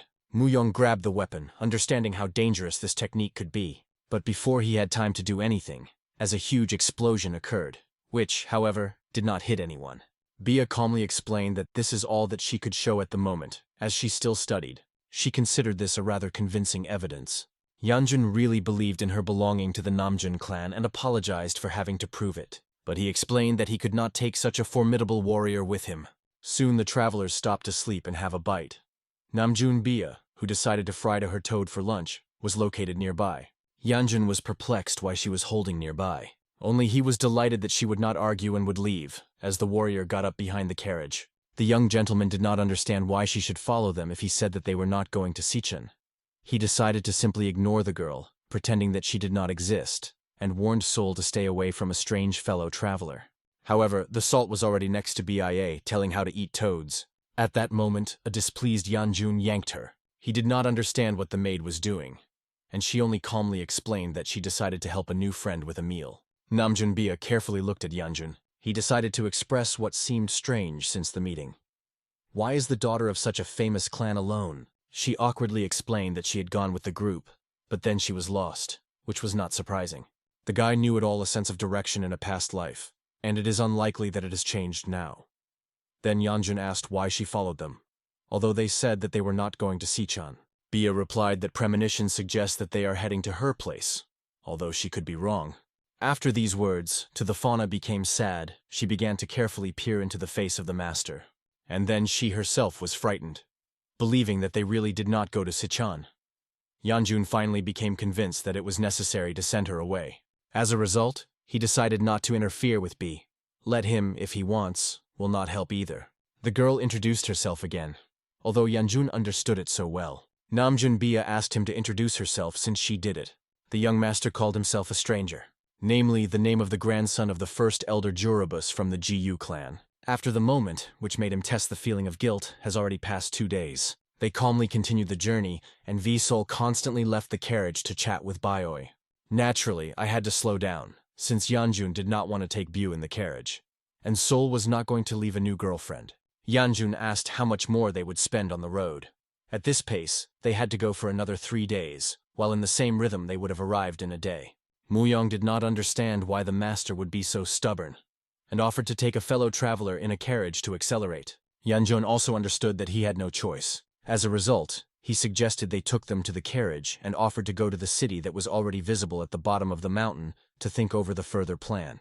When the evening came, they ended up in the village. The young master was glad that they would not have to spend the night in the open air. At this time, Visola invited her new friend to sleep together. Bia was surprised at her friendliness. Yanjun was seriously angry when he saw that Visol climbed onto her back and ordered the maid to get off. However, Namjun Bia explained that the girl's legs hurt a lot.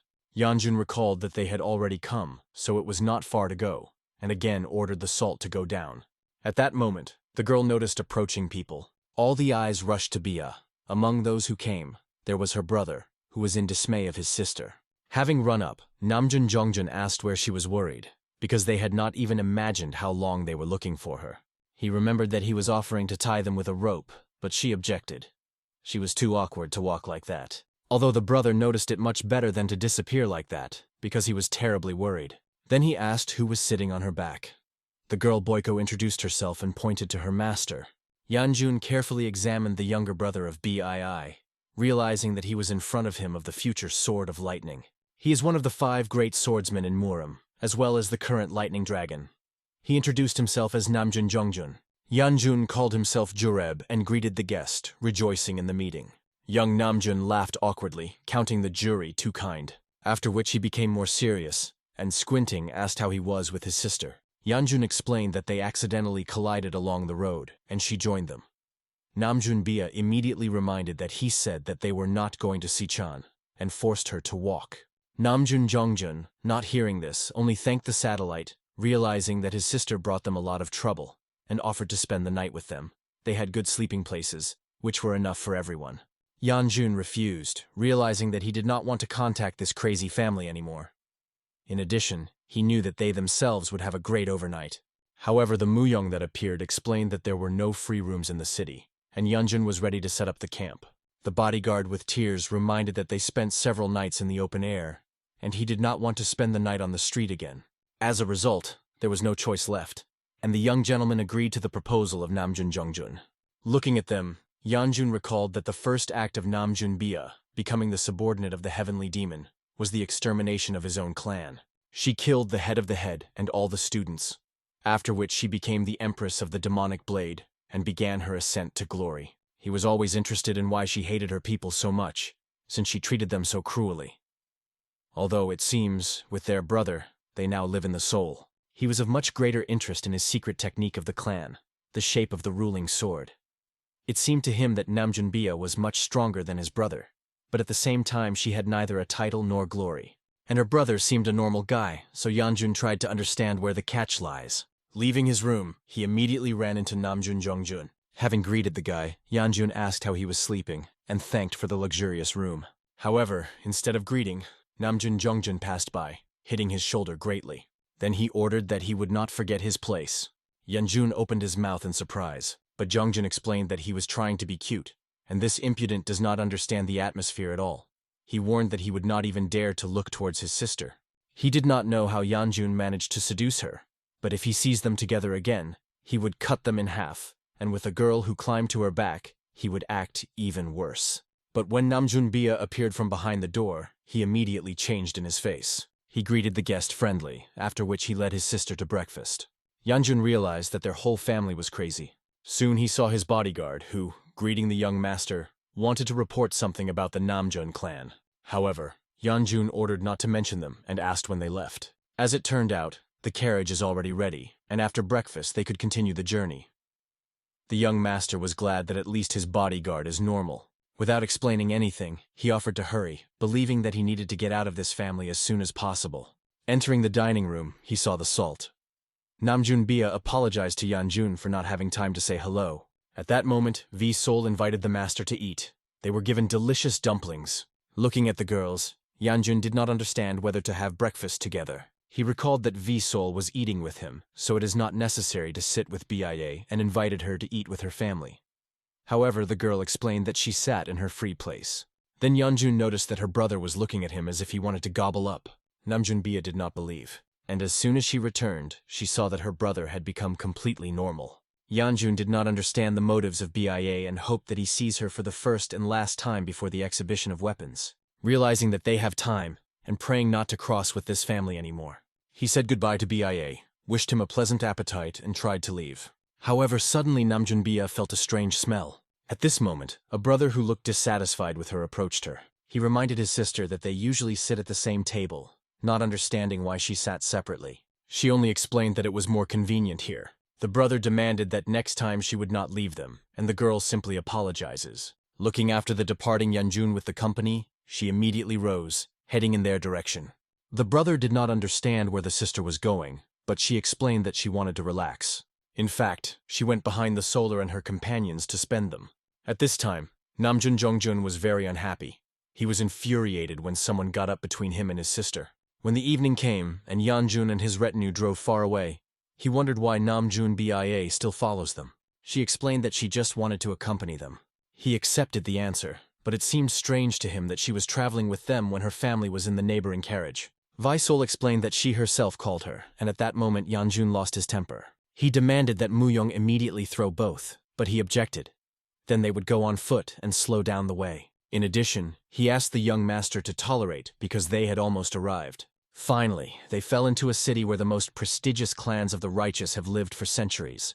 The Namjun clan was responsible for sharpness, the Habe clan for the strength, the Muyun clan for dexterity. The Tang clan was slightly inferior to their background, but was known for his weapons and poisons.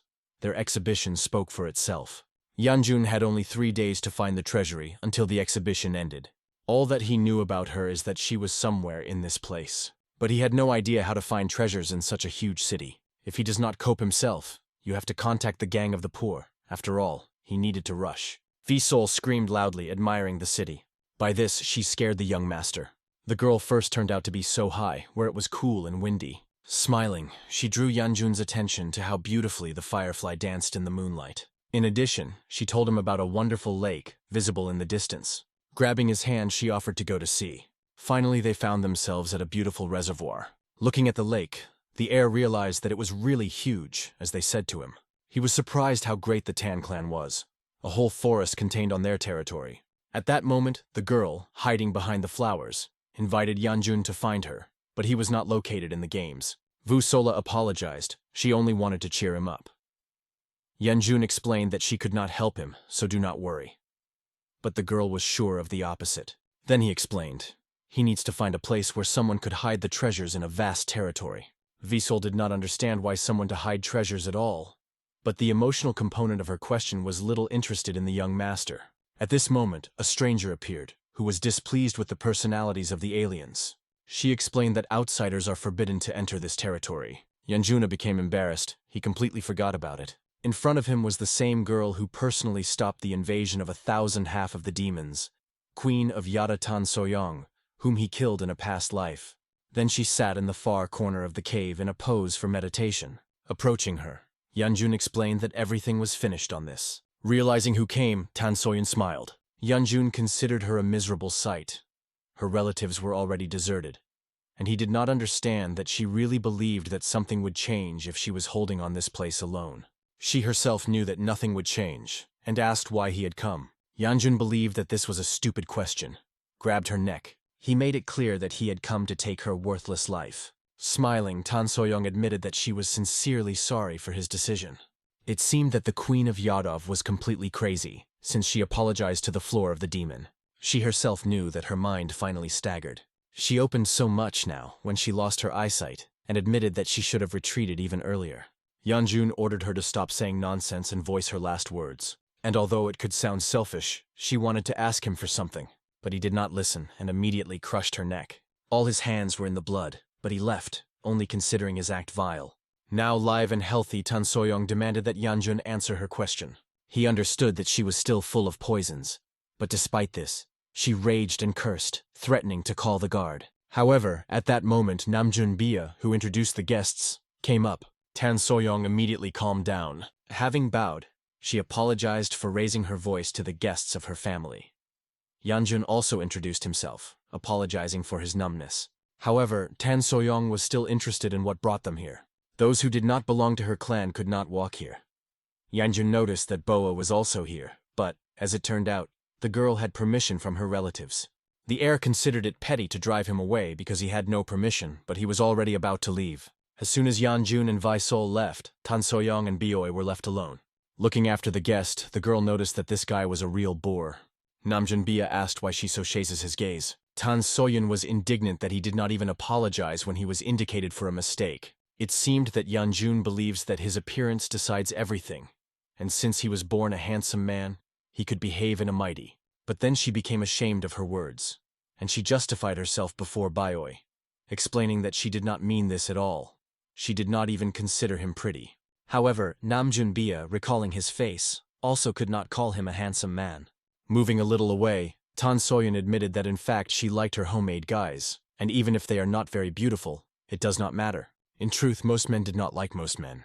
The morning dawn found Yanjun in his guest house, where the birds were tenderly waking up a young man. Planning in clothes, the warrior remembered the upcoming tomorrow's exhibition of weapons. He had free time for training, but as soon as he opened the door, he discovered on the threshold of unexpected guests, Namjun Bia and her brother. The young warrior awkwardly asked the purpose of their visit. Namjun Bia, smiling embarrassedly, mentioned the meal, but her words sounded mysteriously for the owner of the house. Namjun Chonjun, seeing the confusion of the interlocutor, explained. The clan invited them to share the meal, and his sister decided to call Yanjun to join them. A shy young man, smiling softly, admitted his natural modesty, explaining his unwell to join the company. Looking carefully at the guests, he hoped that they would understand his thin hint.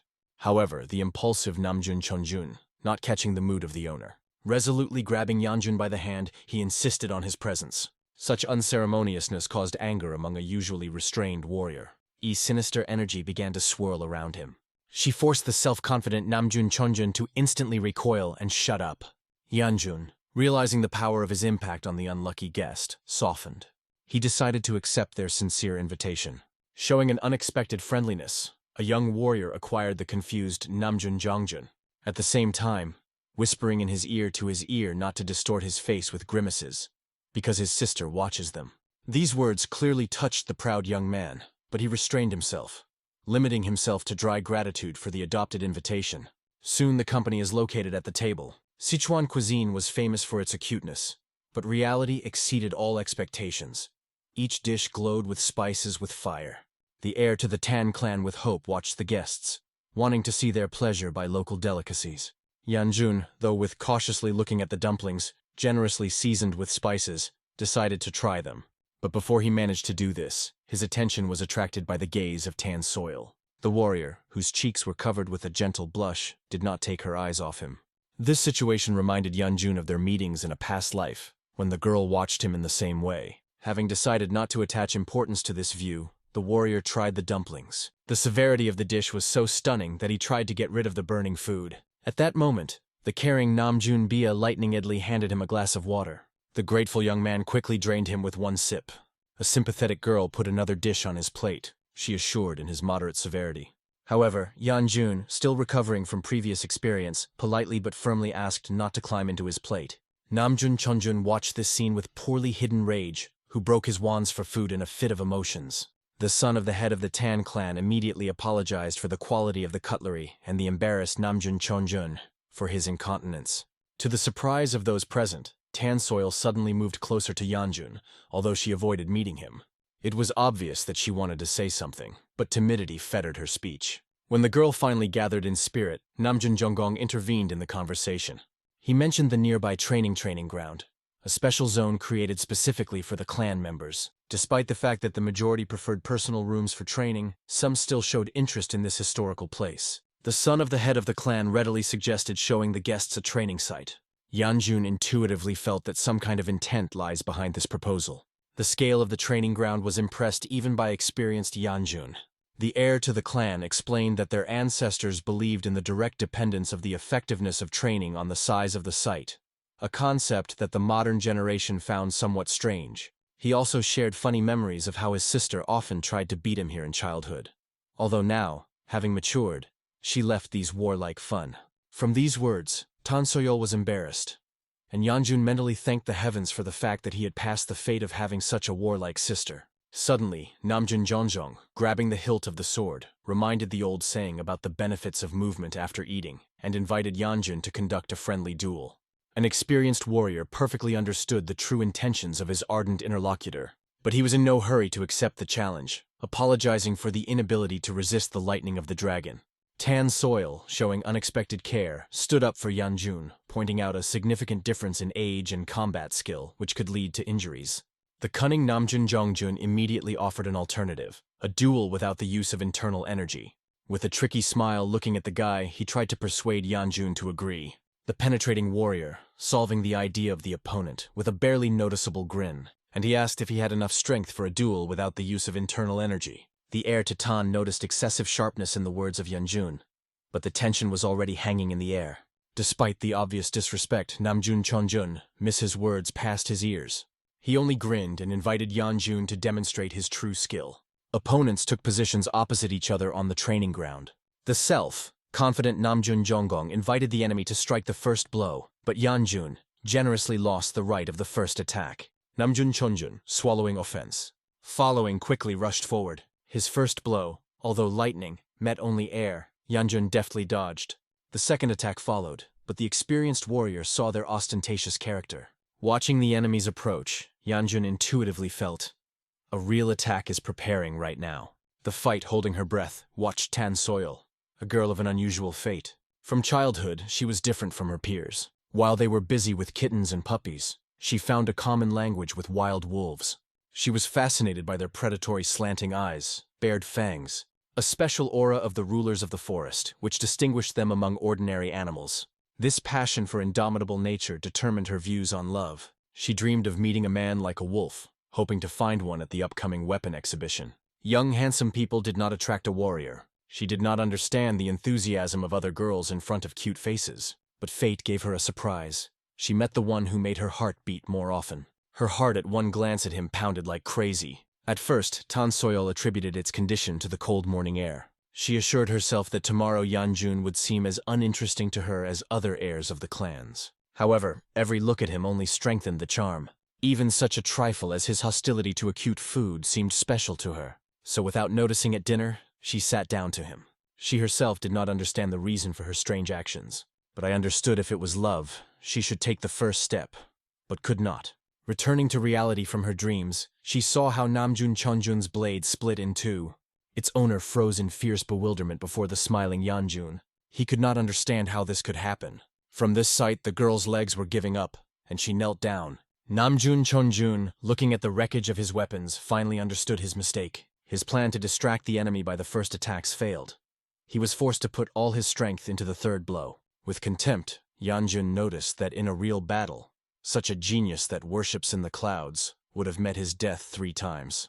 Without wasting time, he attacked again.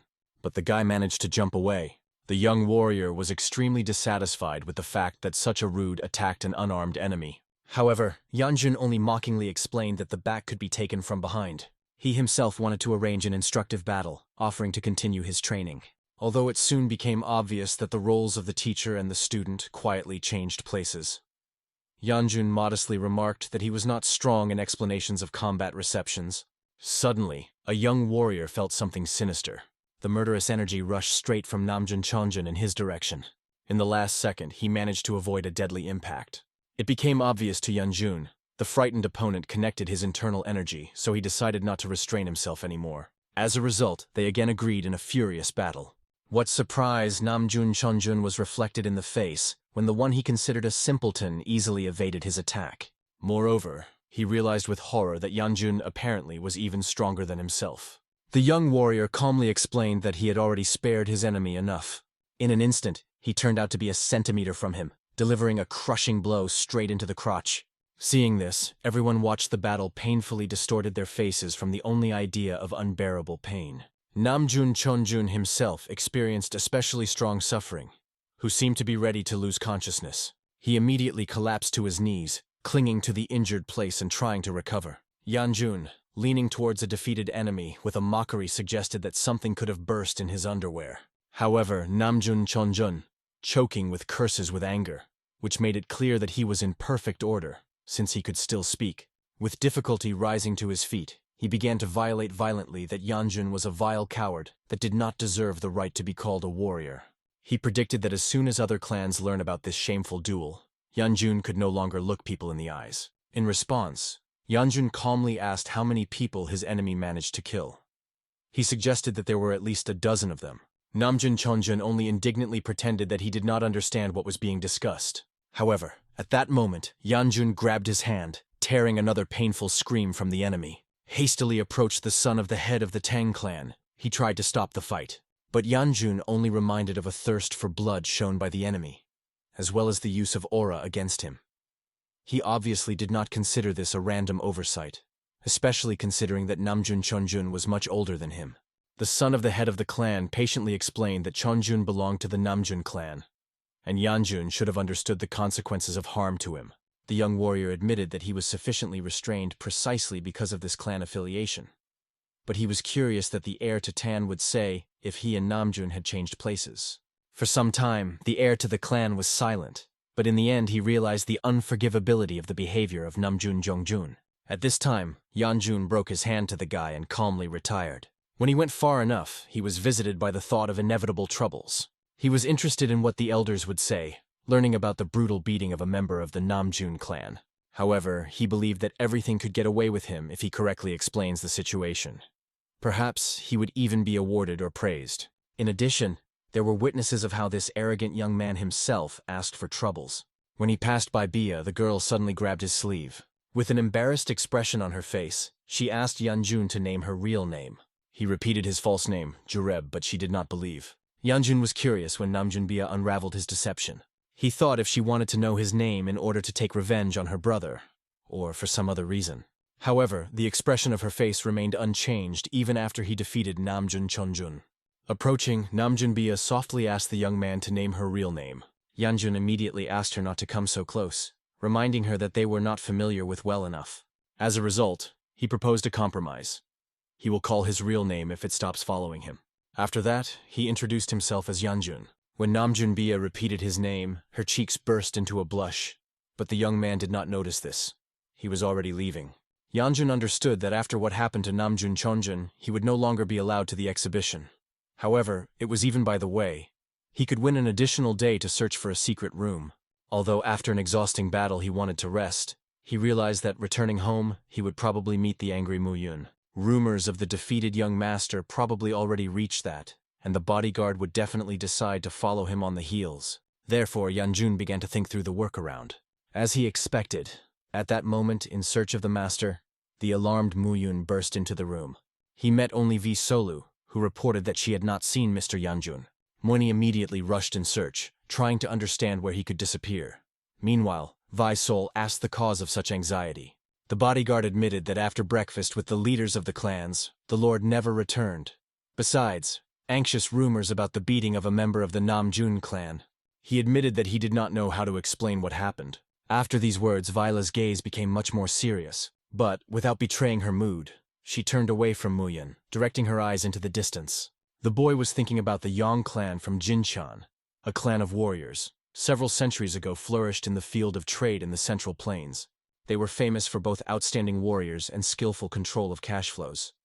But even this seemingly firmly standing clan disappeared overnight, and no one really knew the true reasons for its disappearance. However, the preserved records stated that the secrets of the clan were lurking under white maple. Now Yanjun was looking for precisely this tree, but only ordinary trees saw around. He understood that in the fall, searches would go faster, and worried that the treasured maple could already dry out or someone could cut it down. In addition, he was tormented by hunger. He never managed to eat normally, and even spent a lot of energy on an unnecessary battle. And now he was to climb the mountain in the middle of the night. At that moment, Visol approached him, offering cookies. Yanjun was delighted with such a prudence of the companion. Its reserves were really useful on the way. Noticing that the whole bag behind her was filled with food, he praised the girl for prudence, admitting that he was seriously hungry. Only then did he realize that he did not take Visolu with him, and asked the reason for her appearance. The girl only laughed joyfully without revealing her secrets. When the meal came to an end, Visol said that Muyong was looking for him everywhere, and she came for him. Yanjun was perplexed as she found out about his stay in the mountains, but the girl, without revealing this secret, was simply happy that she had found a master who would now finally relax. Yanjun understood that even though the problem with food was solved, this did not cancel the fact that white maple was still not found. Even having 3 days in search and the remaining provisions, he could not guarantee success. Thinking about how best to look for white maple, he suddenly heard Visol calmly reported that she had seen such a tree nearby, noting his extraordinary beauty. From these words, Yanjun seemed to be struck by lightning. He jumped sharply, trying to find out exactly where the girl saw this maple. However, Visol mysteriously hinted that Yanjun also met him. However, the young man seemed to not understand at all what was being discussed. Soon, Visol led him to a tree.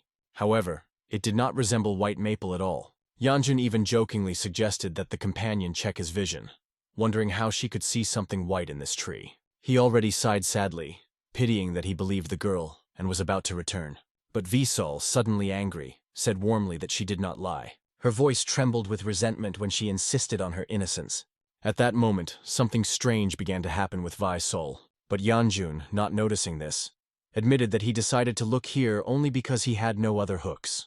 He complained about the difficulty of finding one tree at such a scale, and already decided to return home for training with the elder. However, suddenly his attention was attracted by the strange sound coming from the girl. Visol was approaching an unusual small bluish break in space. Yanjun, not knowing the nature of this phenomenon, but feeling his danger, tried to stop the girl. However, no matter how he dissuaded her, she already held out her hands to mysterious matter. Yanjun rushed to her, intending to drag away from unknown danger, but did not have time. The next moment, a huge radiant hole arose in the space. A strong wind spun around them, and bright light blinded, interfering with discerning what was happening. When everything was subsided, the same white maple appeared in front of them.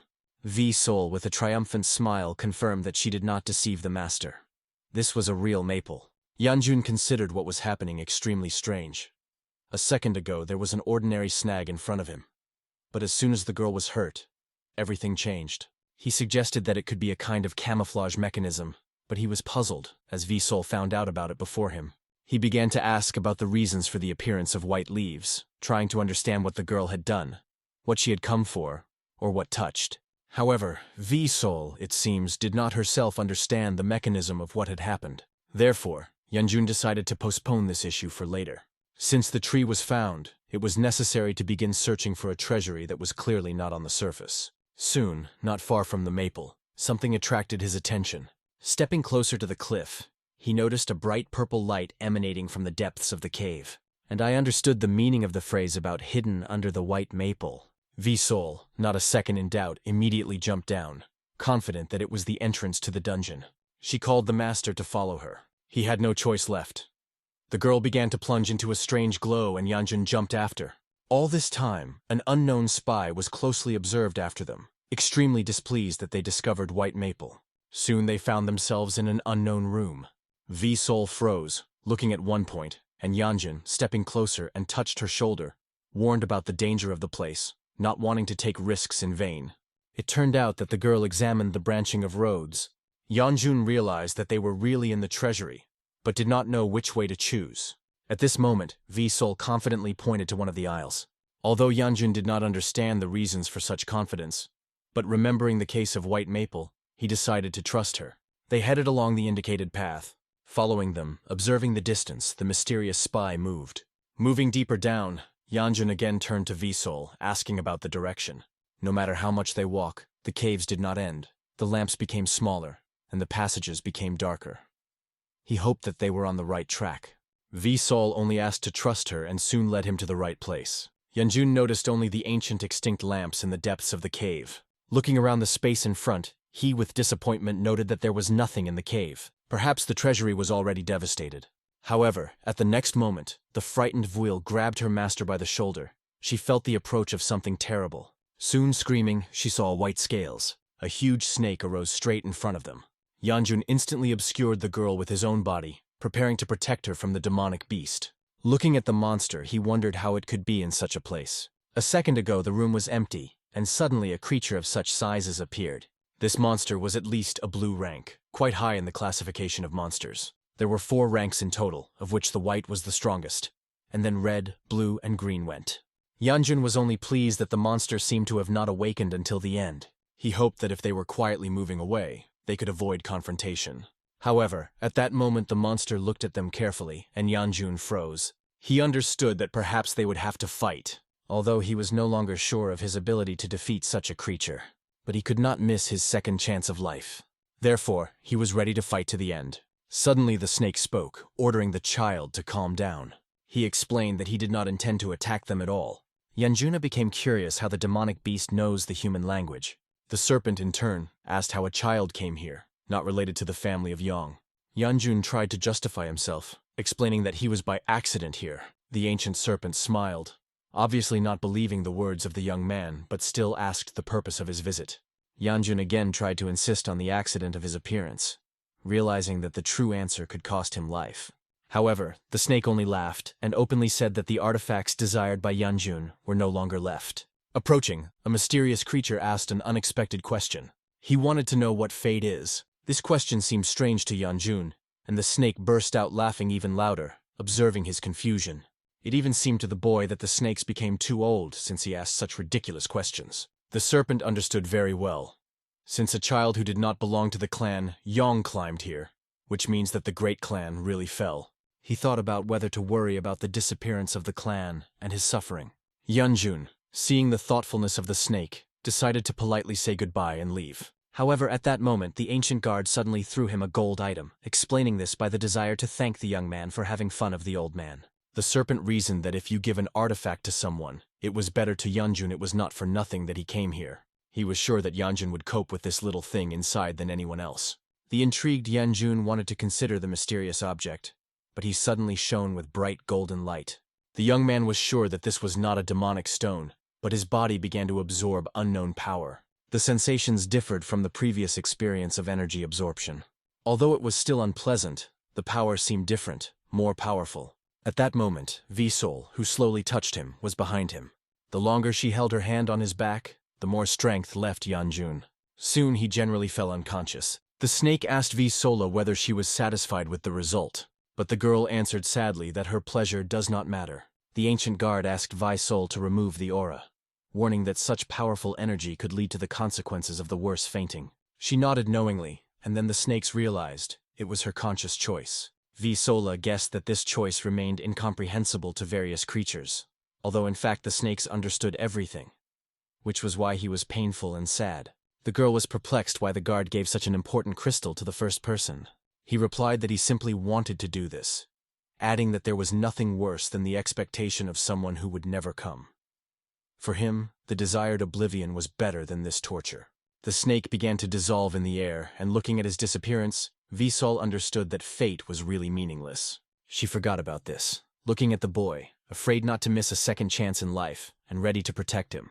He was really full of regrets of man. This thought caused tears in her eyes, because in spite of everything he defended her. At this tense moment, the same spy appeared, demanding that the girl give the boy to him.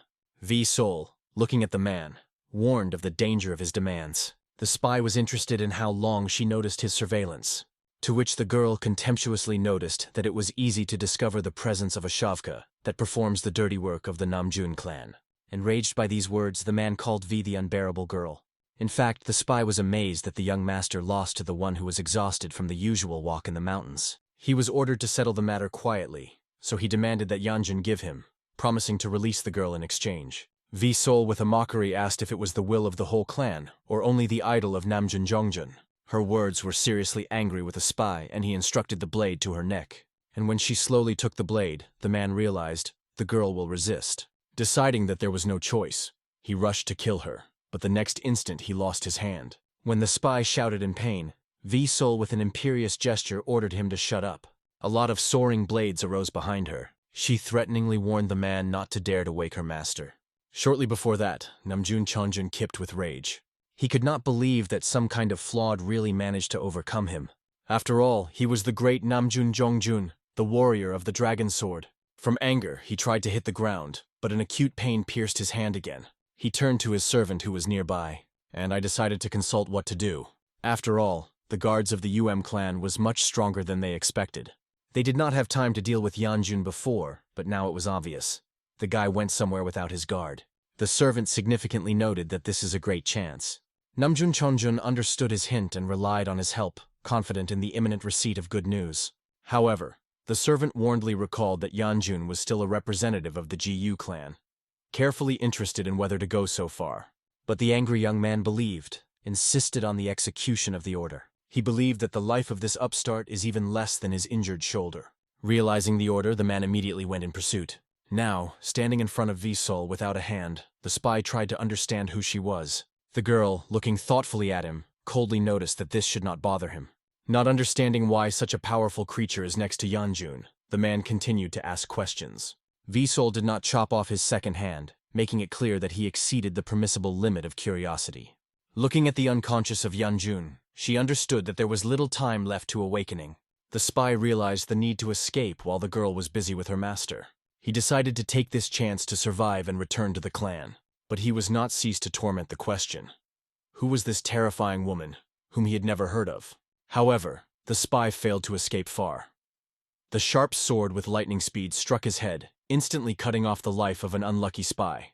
Looking at the lifeless body, the girl quietly apologized to the owner of the body. She wanted to live the first life as she wanted. But due to the intervention of strangers, I had to act differently. At this moment, the true V-Soul demanded to regain control of her body. The essence inside her apologized, recognizing her egoism, but asked to linger for a short while. She wanted to at least touch Yanjun. However, the mistress of the body was indignant, reminding her rights, and the alien had to retreat, recognizing the justice of her claims. The snake was surprised, noticing that she was about to leave. The essence explained that it was time to give the body a rest. She clearly overloaded him with her actions. The ancient guard asked if the girl understands the nature of her true essence, but she admitted that she was not fully aware of this. The only thing she knew, and the snakes, a difficult path awaited her ahead of her. In parting, the snakes could only wish her a blessed path, and the essence itself expressed the hope that if fate provides such an opportunity, it will be able to meet with Yanjun again. When the young man finally woke up, Visol already brought him to the surface. Sounded and frightened, he began to look around. He was trying to understand his whereabouts and restore a series of events. In his memory, it popped up as they miraculously found white maple. We went down to an empty treasury. They met a huge white snake, which gave him a mysterious sphere. Touching her, he instantly absorbed her energy, and due to an excess of energy, he lost consciousness. He turned to Visol, wanting to confirm the correctness of his memories. But the girl suddenly stated that there was no snake in sphere, suggesting that the master simply dreamed of a nightmare. Yanjun, not believing in such oblivion, demanded the truth from her. However, the girl reasonably noticed that no one would have believed in a similar story about the maple and mysterious road. When Yanjun asked how they were here then, she admitted that she also did not know. She just woke up in this place. At this moment, the young man felt acute pain inside the body. He hastened to reassure the alarmed Visol, explaining that this was just a little malaise. Having decided to pap it, he plunged into himself. A spiritual power began to accumulate around him. His conjecture was confirmed. After the absorption of the mysterious sphere, the volume of his energy increased sharply. Now he could claim the 4th star. This confirmed the veracity of his memories. Perhaps some power simply erased the memory of Vula before their return. The excited girl offered to return home, and Yanjun agreed. realizing that the longer they were delayed, the stronger his bodyguard would be worried. Suddenly the idea dawned on him. Surviving to the ground, he invited Visol to climb onto his back. The girl was embarrassed, not understanding the need for such a step, but he explained that a 2-hour way can be significantly reduced. Visol was worried that after a plentiful meal she would be too heavy, but she seems to have no choice left. The worried girl still asked if it was hard for him, but Yanjun asked not to worry. Listening to his sensations, he felt the fire wheel of the third step, and the energy overwhelming it. Having pushed abruptly, he made a powerful jump, rushing to the next mountain. As he approaches the house, his body, previously seemed heavy, became easier. Moving has become surprisingly simple. Therefore, their return home was fast, and with a breeze fluttering hair. Mweni, who searched the whole district, did not find a place for himself from excitement. The gentleman was absent for almost a whole day. He sincerely hoped that everything was in order with Yanjun. Suddenly the young man appeared on the balcony, and with a smile asked that his faithful bodyguard had forgotten here. Mweni turned pale, reproaching the master of gone for a day, not saying a word. Yanjun jokingly apologized, and offered to rejoice at his prosperous return. At that moment, Muyong could not stand it, and the crying admitted how much he worried about the master. He asked where Yanjun disappeared all this time. Visol immediately wanted to talk about his fantasies about the snake, but the young man, smiling, explained that the girl understood everything misunderstood. They just walked. The bodyguard doubted this explanation and tried to find out the truth. Yanjun awkwardly justified himself, surprised at how quickly Muyong noticed the changes that had occurred to him, although the bodyguard was almost the first rank. Suddenly, Yanjun felt the presence of other people. Looking into the room, he saw Tan Soyol and Namjun Bia at a meal. At the sight of a young man, Tan Soyol instantly stopped eating. Even food fell out of her hands. Yanjun coldly asked the girls about their intentions, reminding Namjun Bia about her promise not to bother him anymore. Tan Soyol hastily explained that they were specifically waiting for his return, while Namjun Bia assured that she was not going to disturb him at all. Tired of their excuses, Yanjun directly asked about the purpose of their visit. Namjun Bia admitted that she did not have time to say goodbye, and Tan Soyol came to wish them a good path. The young man awkwardly asked if Namjun Chonjun appeared with them, whose presence would only complicate the situation, but it turned out that he did not come.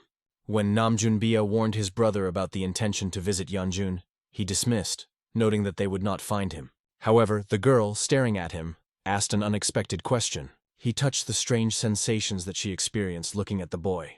Having broken the sticks in her hands, Bia resolutely called him to the duel. Yanjun politely rejected the challenge, explaining that after an exhausting training he barely holds on his feet. An expressive look, he made the essence of the situation to understand the essence of the situation, and he immediately began to put out the girls, insisting on the need for relaxation for the master. However, the excited Tan Soyol stopped, explaining that she did not say the most important thing. She handed Yanjun an invitation to the next exhibition of weapons in a year, begging him to come. Having thanked, the young man promised to meet in a year, although he obviously was not going to do this. The girl hastily added that all this is just in order to maintain good relations between families. After their departure, Tan Soyol stained herself for the excessive anxiety about Yanjun, although she was glad that everything was in order with him.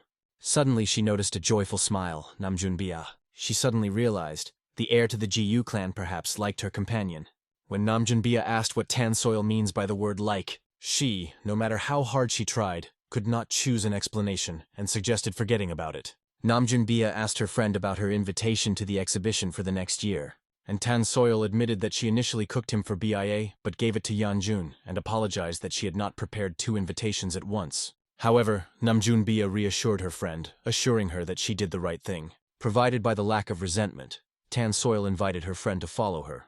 She promised to treat her with the most delicious poison in the world. Looking at the dark shadows stretching towards her, the hands of Tan Soyol trembled. But she understood that it was necessary to withstand the tests that have fallen to her share. She only hoped for an imminent meeting with Yanjun, who was the only one to radiate the light. At this time, Namjun Chonjun appeared before the head of the clan.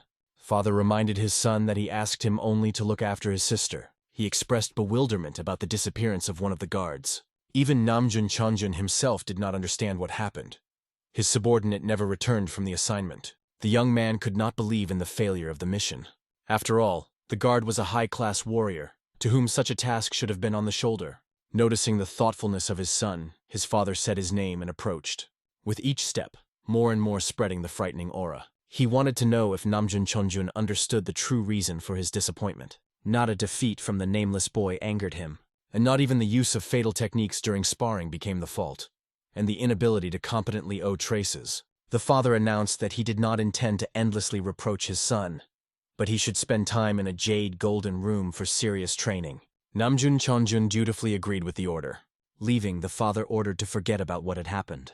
The frightened young man did not understand the meaning of these words, but the man gave him a piercing look. He explained that his son would understand everything when he became the leader of the clan, and until then, he should not even think about the performance against the GU clan. In addition, he added, their families could still be related. Namjun Chonjun mechanically agreed, and only then, realizing his father's words, scaredly asked for their meaning. Meanwhile, Yanjun, who returned home, met with the second elder. Gurin joyfully informed the young man about the bride chosen for him. Yanjun, exhausted by the trip, could not believe that he had already been arranged for a new engagement. He recalled the recently terminated engagement with another girl. Gurin, grinning, noticed that the last time Yanjun himself was rumored to be to blame. The young man with irony asked why such a bauble how to appoint a new bride, although he understood the naivety of hopes for life loneliness. The worried Visol asked about the personality of the bride, but Yanjun asked not to believe the joke old man. However, the run-up Muani had a different opinion. He believed that the second elder was telling the truth. During the report on the results of the trip, he heard how everyone everywhere discussed the details of this engagement. Given the latest events with Avia's bride, such a union seemed incredible. He did not understand what Sumashevs decided to give him his daughter. Yanjun, going up to Guren, demanded to name the bride's clan. The elder, chuckling, asked the young man not to faint. At the same time, they called the Namjun family. Yanjun was perplexed why they wanted to bind their daughter with him precisely with him. Although he understood, this meant her personal consent to the engagement. Suddenly, he remembered that the clan had the only daughter, and Guren confirmed his guess, reminding of their possible meeting at the weapon exhibition. After that, there was a minute's silence. The boy realized that we were talking about Bia, and exclaimed in despair. He could not believe that he was going to engage to this crazy. Guren strictly warned him from such statements about the future wife, recalling that this is the decision of the head of the clan. But there were more important news, although the young man was sure to no longer surprise him. But the old man managed to be the news of his older sister's news. The thought of this brought Yanjun to a state of real horror. As one of the three greatest Lord of the Aura said, the meteor era came. The stars piercing the heavens hit the earth, and every day more and more geniuses appeared. Yanjun, born in this era, did not correspond to her. Despite his abilities, his potential could not compare with the talent of his sister. She had skills that he could only dream of, and that is why he was now trying to escape from the inevitable meeting. However, Guren stopped trying to flee the young man. He sincerely wondered where he was in such a hurry to hide. Yanjun begged the elder at least once let him go, but he only said that his sister had already arrived. In despair, Yanjun did not know what to do. He had no idea that she was preparing him, and was ready to wander for several months until she left again. Guren with ironia asked what ailment Yanjun picked up on a journey, what he was carrying such nonsense, as if to begun to punish. However, he agreed even to beating to lie in bed for several months. With every moment he felt her approach, he in a panic ordered Muyun to block the door. A confused bodyguard did not know how to resist an impending storm. Therefore, he just stuck a broom in the door handles. Yanjun understood the futility of this obstacle. She certainly will not stop his sister. The girl was already behind the door and put her hand to the tree. She expressed dissatisfaction with the fact that the younger brother did not open the door of her older sister. With one powerful blow, she demolished the barrier from her journey.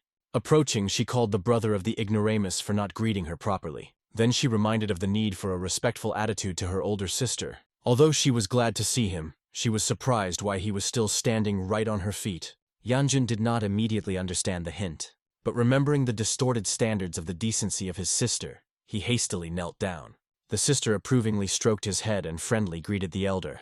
Guren rejoiced at the manifestation of such family proximity, mentioning that he had heard about the excellent performance by the girl the role of the commander. She politely thanked for praise. Looking at his sister, Yanjun again realized the reasons for his desire to escape. Suddenly, the girl turned around and asked if his brother understood the reason for her offense. He suggested that the matter in an attempt to block the door, or in the intention to escape. But his answer only strengthened his sister's anger. Then Yanjun suggested that it was about his random victory over Yonso. But it turned out that the sister did not even hear about this incident. Realizing that all his assumptions are incorrect, Yanjun decided to directly ask what was the matter. As it turned out, her sister was outraged by the news of the engagement. She could not understand why her brother did not inform her of this first and did not even ask her permission. Yanjun was justified by the fact that he himself had just learned about it, wondering why the permission of the older sister needed. The angry girl began to punish her brother while Goreen laughed, and Visol froze in horror. The interfering Muyun begged the mistress to show mercy, but her murderous gaze made him retreat. She announced the intention to teach her brother a lesson of manners, or threaten him well. At that moment, Visol suddenly grabbed the mistress by the hand. Yanjun hastily introduced her as a new inexperienced maid, who sometimes makes nonsense.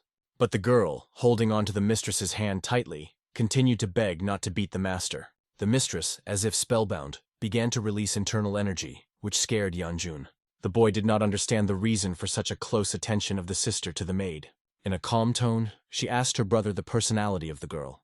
The frightened Yanjun repeated that this was a new inexperienced maid and asked to forgive her mistakes. However, he saw only the growing anger of his sister. He rushed to Visol to protect her from a possible punishment. However, instead of a blow, the mistress suddenly began to feel the girl's cheeks, admiring their softness. The guy froze in shock, and the girl admitted that her cheeks were as soft as they looked. Yanjun was struck by the fact that the sister released so much internal energy only in order to pinch the maid's cheeks, and she asked where her brother had such a cute maid and expressed a desire to take her to herself. Yanjun firmly replied that Visol is already busy with other duties. The sister was surprised that the brother, who usually shared with the adored sister, suddenly refused her. She again ordered Yanjun to kneel down, which he immediately performed. Then he paid attention to changes in his brother's strength. The sister asked if it was the hands of Gu Ren. The boy was surprised by her insight, and the elder resolutely denied his involvement. The sister hardly believed that his brother could change so in just a month. She wanted to say something, but changed her mind and gestured to leave to greet the head of the clan. Yanjun with relief noted that she was going to leave. But her sister clarified that the lesson had come to teach him, but now in that mood. As a result, quickly rising, the boy wanted to leave. Before leaving, she threw a small gift to her brother. It was a small green medallion. He recognized a demonic stone, although he did not feel any energy from him. The sister explained that she bought a souvenir from a vagabond merchant who assured his ability to bring good luck. She wanted her brother to always wear this stone with him and seriously warned of the consequences if he decides to get rid of a gift because of his modest appearance. Grabbing his hand tightly, she promised to become even more amiable with a cunning smile. Frightened enough, Yanjun did not argue. By this, he only caused another smile of his sister. She admitted that she always believed in his ability to work on herself. Yanjun remembered this smile from a past life. Then the sister smiled in the same way, hoping for his happiness. He became ashamed of these memories, and he looked down at the floor. The girl decided to clarify the elder with his non-involvement in the growth of Yanjun's strength. She remembered how last winter the boy, having reached the first star at 12 years, unlike Yanso, he could not even control energy correctly and move normally. Now his body was perfectly trained, and the volume of energy doubled while remaining stable. Since she heard that Yanso began to train more diligently after the defeat from Yanjun, she had suspicions. However, such a rapid progress of her brother seemed incredible to her. Gu Ren was also impressed, admitting that he did not suspect such abilities in the young man. He invited the girl to find out the reason from his brother, but she was sure of the futility of this venture. Gu Ren held a different opinion, but she explained. She knew her brother too well, and could read from his eyes that he would not tell anything. However, the same maid bothered her much more. She was sure that Ji Ren also paid attention to her. From this question, the elder became embarrassed.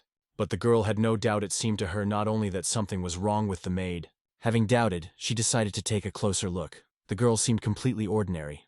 Gu Ren, nervous, tried to convince the mistress that this was only her sensitivity, explaining that Visol is just a maid. The girl seemed to believe. She herself admitted that after so many battles with the monsters, she began to react too sharply to everything. Gu Ren inwardly rejoiced that she was able to feel the true strangeness of the salt. After all, Gu Phoebe really had terrifying potential. Stroking the girl on the head, he reflected on how all other blood relatives turned away from Yanjun. The clan as a whole was unkind to him. He was grateful to Gu Phoebe for her invariable concern for his brother and knew, while she was nearby, there was nothing to worry about. Huibi understood that someone should look after this fool. Gu Ren gently asked her to be kinder and asked the reason for her anger because of the engagement. As it turned out, the girl could not forgive that some kind of person dared to claim her brother. She was ready to tear that girl into shreds. Meanwhile, Yanjun arrived at his father, who already knew about the broken arm of the lightning dragon. The young man awkwardly explained that he was not going to break his hand, but only pressed slightly. There was a tense silence in the room. The father clearly did not believe. Having calmly drank tea, he asked his son to tell how everything happened. Yanjun was surprised that it seemed that only this was worried about his father. There was no choice, and he began the story with how Namjun Jonggong invited him to sparring. But then he attacked with the intention to harm, for which he received a response. Father asked the cause of the aggression of the Dragon of Lightning and the presence of witnesses of the incident. Then the chapter noted an improvement in the skills of his son. He appreciated his efforts and asked to continue training in the same spirit. Yanjun was surprised at his father's calm reaction to the news about the victory over the lightning dragon with the third star. Although the father was always distinguished by restraint, the head of the clan suggested that since his son was visiting the Namjun clan, he probably met his bride. At that moment, Yanjun was seriously alarmed. He asked how it came to the engagement. The father explained that the decision was made by elders, but the proposal arranged not only clans, but also Yanjun himself. He warned of the inevitability of the conflict with Hebaven, and asked his son not to break at least this engagement. Yanjun understood the hint of his father. He will not have any other chance, because he himself became the reason for the rupture of the first engagement, and he will not be able to justify. Having turned the letter, the father began to read, and he soon reminded of the upcoming competition in the Hua Mountains. Yanjun recalled the events at the festival from a past life, trying to understand what the father was driving at. Instead of explanations, the man simply handed him a letter. The boy did not understand why he was him, and the head ordered him to return him to his place, and promising to prepare everything you need to leave in 10 days. The boy wanted to refuse to recall a recent return from the trip, but his father set the conditions. In case of consent, he will receive the pill of the great sage and a certain treasure. At this time, Muyuns with Visol expected the master, assuming that the conversation with his father would take a couple of hours. Despite the fatigue after the trip, Mueni reminded Visol of their duties of the personal servants of the master. The girl was worried about the possible punishment for their absence, but the bodyguard hoped to avoid trouble. Suddenly, Yanjun appeared behind them, wondering about their idle pastime. Muyun apologized for a long time, but the guy immediately moved to the main thing. 10 days later, he had a new journey. The girl was clearly unhappy with the need to hit the road again.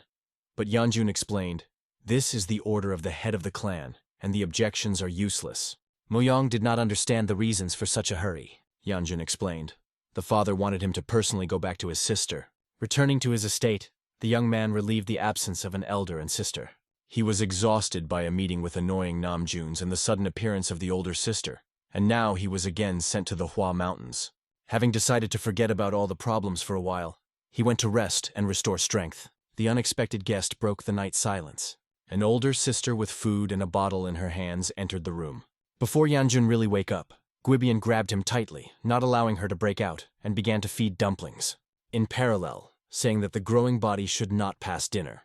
Watching the boy to resist the food, she with a laugh asked him not to choke. Finally bursting out, frightened, Yanjun indignantly asked that his sister had forgotten in his room. Gu Havibi calmly stated that she had the right to stay with her brother. According to her behavior, Yanjun realized her sister was drunk, that she did not deny, defiantly showing an almost empty bottle of wine.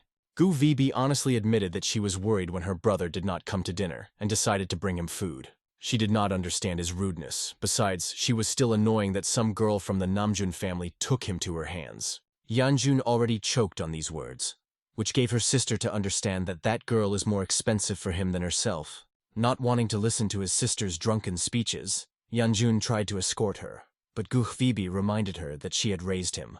When he asked her to drink in another place, his sister did not seem to understand the hint. She stated that today, as in the good old days, she would sleep with him. Realizing the futility of disputes, Yanjun decided to leave himself, explaining that they were no longer at the age for a joint sleep.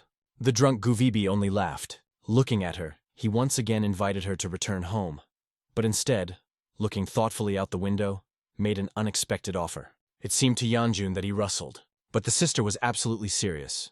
Deciding that she was too drunk for sound judgments, he again tried to send her to his room. However, Guhvibi, perplexed by his confident refusal, touched his chest. She noted that a huge amount of energy absorbed by him has not yet been assimilated. This could create internal damage. Yanjun himself knew that the jade energy had not yet mastered in his body. He had to anticipate the difficulty of holding such a power in a fragile organism. The sister strongly advised to release this energy as soon as possible. Yanjun decided that she was offering a joint training, but he was mistaken. With a smile, Gu Vibi reported the desire to beat him well. Mentally complaining about the lack of normal sisters, Yanjun followed her to the training ground. Gu Vibi with nostalgia remembered their previous joint training. Noticing that her brother did not take a sword, she invited him to arm herself. But Yanjun explained that he prefers hand-to-hand combat. This surprised the girl. Most recently, his brother fought only with a sword. Perhaps he was bored with the weapon, or his conscience bit him. But regardless of the reason, she invited him to attack first. Yanjun recalled the purpose of training, the release of excess energy. But the sister made it clear with a laugh that she would not kill him, urging him to stop being afraid. At that moment, Yanjun suddenly attacked with such force that he could seriously damage the girl's body. Continuing the offensive, he released more and more internal energy. A powerful explosion occurred at the landing site of the sister. Yanjun even lost sight of her for a moment. However, the fire after the attack only intensified, and her laughter was heard. Leaving the flame, she praised her brother for a good attack. Feeling an incredible stream of her energy, Yanjun could not believe that his sister was still on the 5th star. He believed that she clearly surpassed this rank. He hit at full strength, but it seemed to her anyway. Frightened by such power, Yanjun suggested stopping, which only made his sister laugh. She noted how quickly he retreated, feeling her strength. With one blow, she turned the entire training site into a fiery field.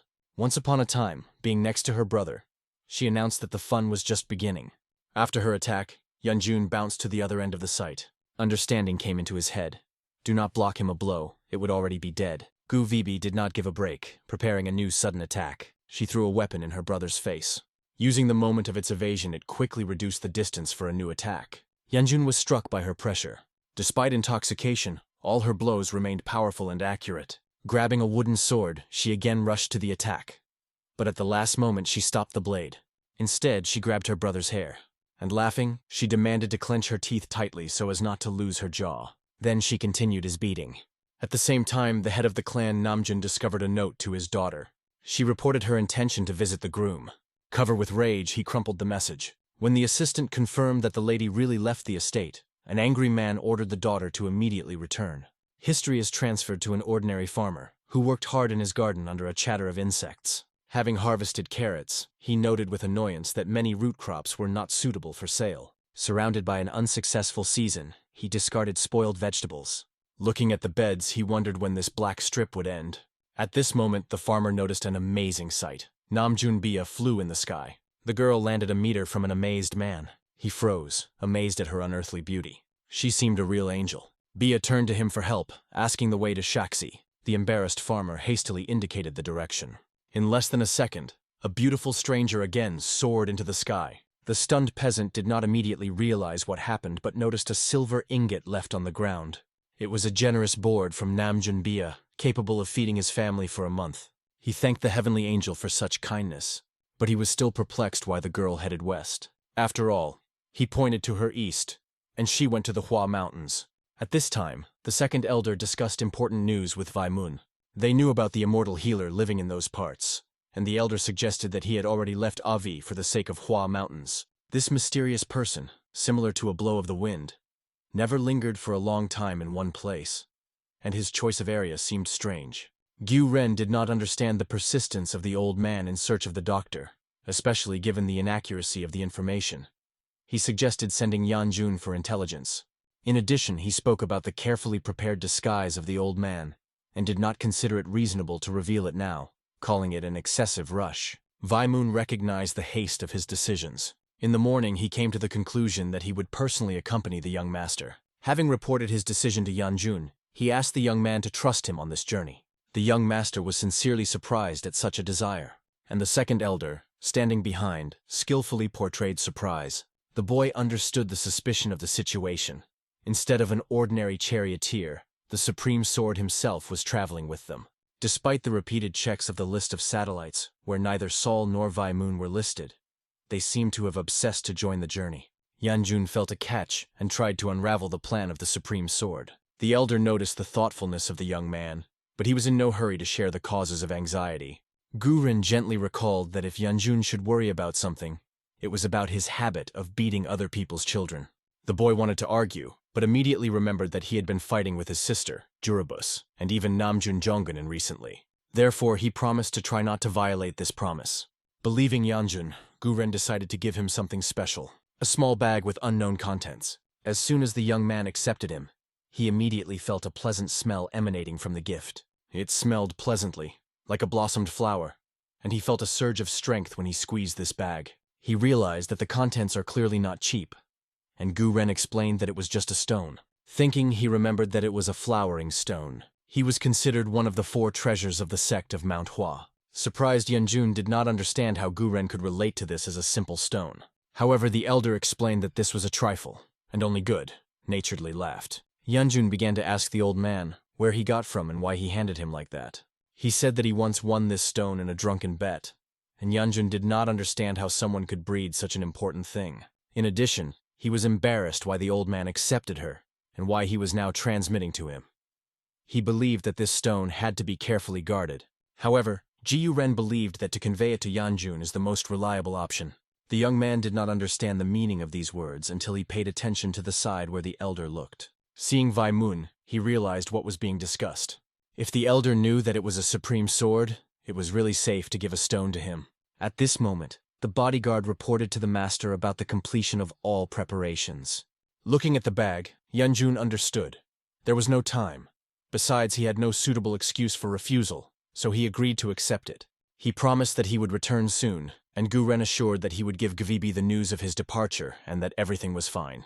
It was interesting to Yanjun where his older sister went, but the elder thought for sure she cried somewhere, mourning his county. As a result, the carriage with the charioteer moved on the road. The young man only shouted to Guren, a request to say goodbye to his sister instead of him. As soon as the carriage drove away, Guren decided to find out from Gvibi why she did not go out to say goodbye to her brother. However, she sat, clenching into a lump, and whimpered quietly.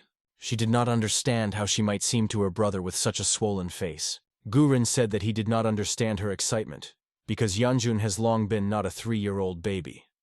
However, the girl believed that he was still very fragile. When they moved far enough, Yanjun decided to turn to the bodyguard. He wanted to know how long they still go.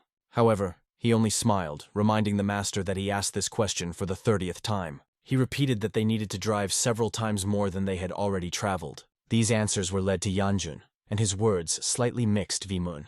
He laughed kindly, asked the young master, did he really get tired? In fact, now Yanjun was forced to be nervous only by this old man. He did not understand how to travel calmly when there was such a great swordsman nearby. But still, in order to calm down, he looked at the salt that ate cookies.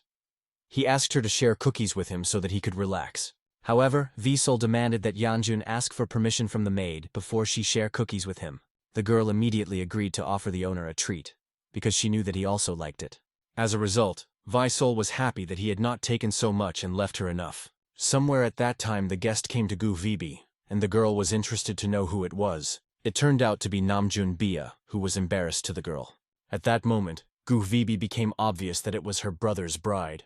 Looking at the young guest, she could not help but note her natural beauty and grace, despite the disheveled look. Curiosity prevailed, and the hostess decided to ask the cause of such an unusual appearance of a young person, because she looked like a vagabond. The girl, smiling embarrassedly, admitted that she went astray several times before getting to the place. The sister still wanted to know the main goal of her visit. Bia sincerely admitted that she came to visit her narrowed. These words caused a smile of Gvibi, who gently reminded of the absence of an official announcement of their engagement. She explained that her younger brother was absent. Finally, she introduced herself as her older sister Yanjun. Her face shone with pride when she said it. Hearing this, Namjun Bia put herself in order, and Gvibi was glad that she respected her. After that, the guest calmly asked where Yanjun went. Laughing, Gvibi explained that he was already far from here, in the Hua Mountains, and they are unlikely to be destined to meet. Namjun Bia smiled embarrassedly when she heard about it. Gvibi hoped that the girl would listen and return home. But I was mistaken. She immediately disappeared, setting off. Gvibi was angry that Bia left without even saying goodbye. Somewhere at this time, everyone slept near the wagon, both the maids and even the bodyguard. They settled down near the fire, and the guard was carried by Vai Mun. However, the young man did not sleep, and trained, because judging by the way the energy saturated her breath, the boy was on the threshold of the 4th star. He considered it a bad sign, because energy spread against his will, when more the dew volume began to accumulate in the body.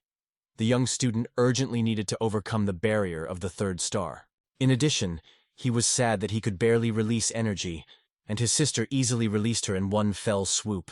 Therefore, the young man realized the level of his talents was far from the ideal, but still decided not to make excuses and continue training. He began to concentrate his energy, but he soon remembered the spur in his pocket.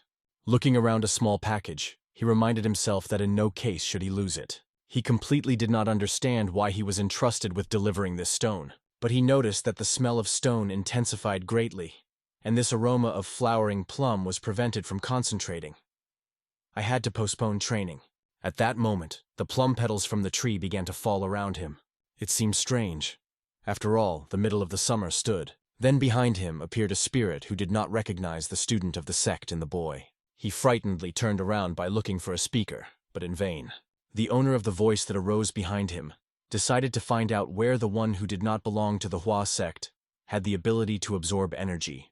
It seemed to Yanjun that he was raving, hearing strange voices. The spirit explained that he wanted to know what kind the young man belonged to, since he so eagerly absorbed foreign energy, because soon he could just burst. Yanjun objected that he had not taken anything, but at that moment he realized that he began to absorb the energy of the stone in his hands. Soon he lost consciousness. When Visol and the bodyguard came to his senses, they tried to understand what happened to him. As it turned out, Moon discovered the boy in the forest unconscious and brought it back. Yanjun thanked the man, but he replied that it was his duty. For some reason, after these words, the old man became more thoughtful and sad. The bodyguard asked the young master about the events of last night. The boy remembered how he trained. After that, the stone handed to him began to radiate a strange radiance. To his surprise, when he took out the artifact, he did not change. The only difference is that the stone stopped smelling. Most likely, the absorption technique of a dynamic well worked unexpectedly, because of which he lost consciousness. Yanjun suggested that something was lushing inside the treasure, but did not expect that he could absorb this force. Now he began to seriously worry about his strange ability. However, he understood that this was even for the better. After all, he was able to reach the 4th star. Soon everyone gathered and continued. Yanjun understood that receiving the 4th star per night probably seemed incredible, so everyone looked at him so strangely. At that moment, Visol approached him, noticing that an unusual aroma emanated from the young master. He was surprised. After all, he changed his clothes and washed more often than salt. However, she explained that the smell was pleasant. The young man suspected that he smelled of forest, but Visol clearly doubted. It became obvious that if even she felt the changes in it, then his internal energy really increased greatly. From the 3rd star, he could accidentally move to the 4th. Now he could easily even control fire, almost like his sister. However, the young man understood that until he tried to apply his strength, he would not know anything, and secretly hoped that it would be possible to check it. Suddenly, the carriage twitched a lot, because of which Yanjun and Sul fell to the ground. The frightened maid rushed to them to make sure their well-being. Rising, Yanjun turned to the bodyguard to find out the reason for the stop. He looked thoughtfully into the distance, clearly tense. Then Yanjun noticed the appearance of an unknown man. Bowing, he apologized for such a sudden appearance. Looking at his clothes, the young man recognized the symbol. This man was a 3rd-generation student of MANHUA. He stopped the wagon to ask something. Yanjun recognized this man from a past life. He clearly did not want to meet face-to-face with those whom he once killed himself. Although the guy has seen now young and full of strength, not like in a past life. At this moment, angry Mu Yong expressed bewilderment as a follower of the great dragon could have done so rashly. The stranger apologized, explaining that he was not going to block their way. He only needed to check something. He wanted to inspect the carriage, suggesting that one of the students could be in it. Yanjun understood that it was about him, although the probability of such a coincidence was insignificant. The man explained that he thought of a familiar aura from afar, which raised questions. Realizing the futility of explanations, the guard immediately threatened the suspicious warrior with his blade. At that moment, the man was a step away from Yanjun. He decided to ask the boy why the aura of the great mountain's Hua emanated from him. The guy seriously worried, realizing that he was stuck into trouble. However, he heard the voice of some strange spirit sitting next to him. The spirit was surprised that Yanjun could see him. This finally knocked out the boy from the rut. He even rubbed his eyes in an attempt to dispel strange visions. However, this did not help, and the little old man ordered Yanjun to greet him. At this moment, the student of the sect noticed the strange behavior of the young master. He only apologized, explaining that he was overturned, and now he would like all sorts of nonsense. However, the spirit continued to prove that he was not at all stupidity and did not seem Then Yanjun decided to ask the guy if he saw something strange. For example, a little old man about a rat size. However, the warrior did not see anyone. The boy turned to the bodyguard with that question. He decided to play along with the master, saying that the Eastern spirit had red hair. Yanjun realized that he was seeing the spirit alone. The awareness of this seemed impossible. As a result, he decided that a ghost was chasing him, which was why he was very scared. However, the old man only reminded the boy that he himself swallowed him. Then Yanjun realized that we were talking about that very stone ski. He explained the spirit of the essence of the stone, while not being their successor.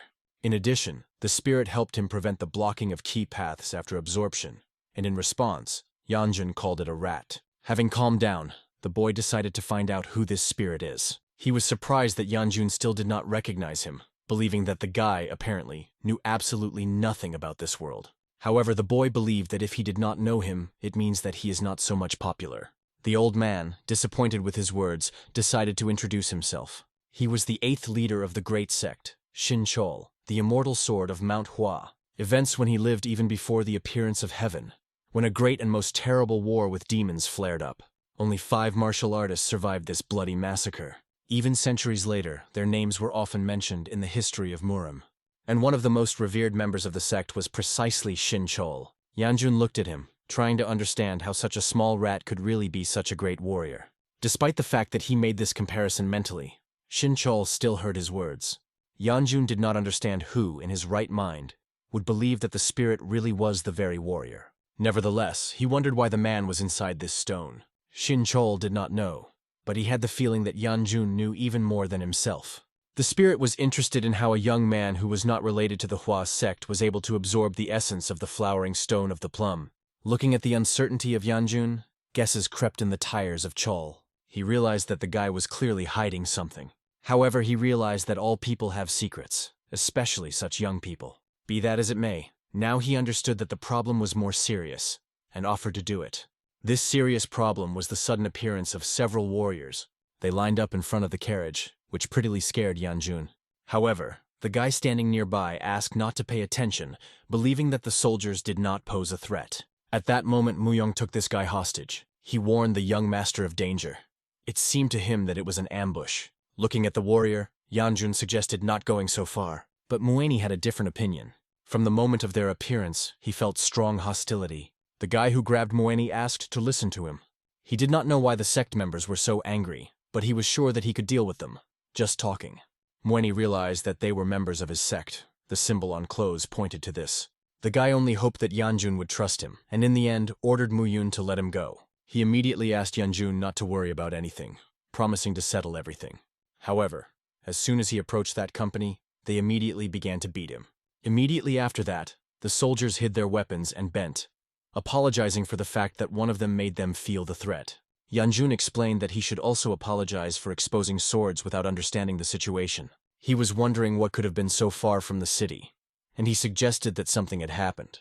Unfortunately, the warrior was not entitled to disclose this information, but still their acquaintance admitted that recently the members of their sect began to disappear. It seemed strange.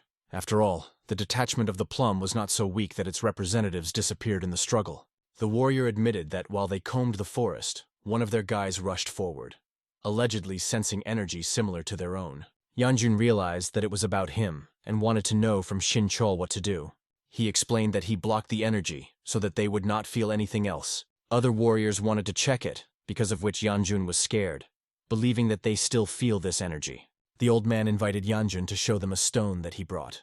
Having taken him out, the young man showed the treasure to the soldiers, and their faces were immediately distorted in surprise. It was their treasure, which their head lost by drunk. They could not believe that the story of Jiyu Ren was true. The warrior realized that since Yanjun had their treasure, it became clear why he felt his native energy. The soldiers were interested in where the young man was able to get this stone. Then Yanjun introduced himself as a member of the Jiyu clan, who was heading for their sect to return what belonged to them.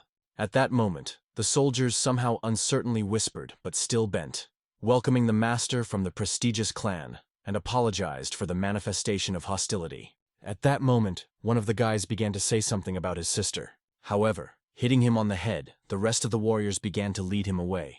Yanjun already understood what he would talk about, and decided to find out what he wanted to say, realizing that his sister had delivered them trouble. The soldiers only smiled, denying this, although in fact the boy was right, and he also understood that.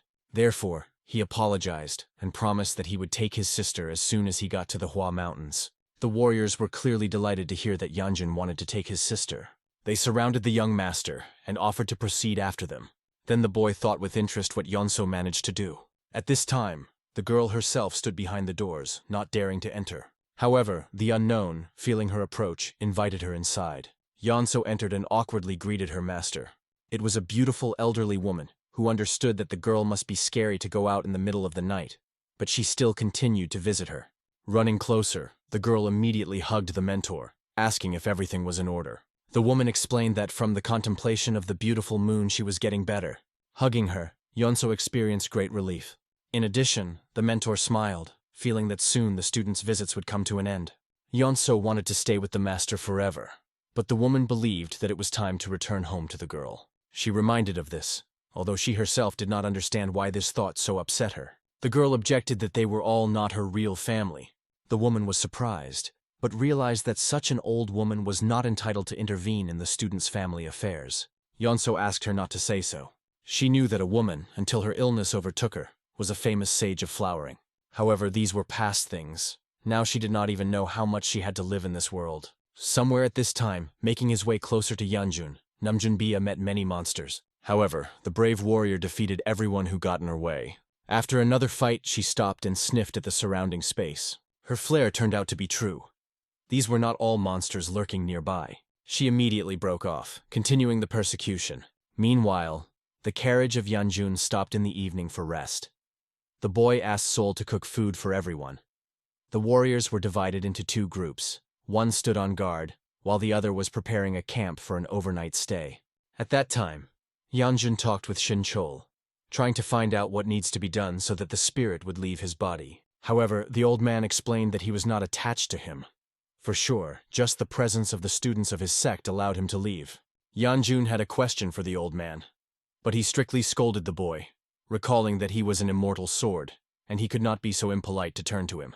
When the spirit reminded of his title, he again noticed Yanjun's incredulous look. In fact, the young man believed, but doubts were caused by others.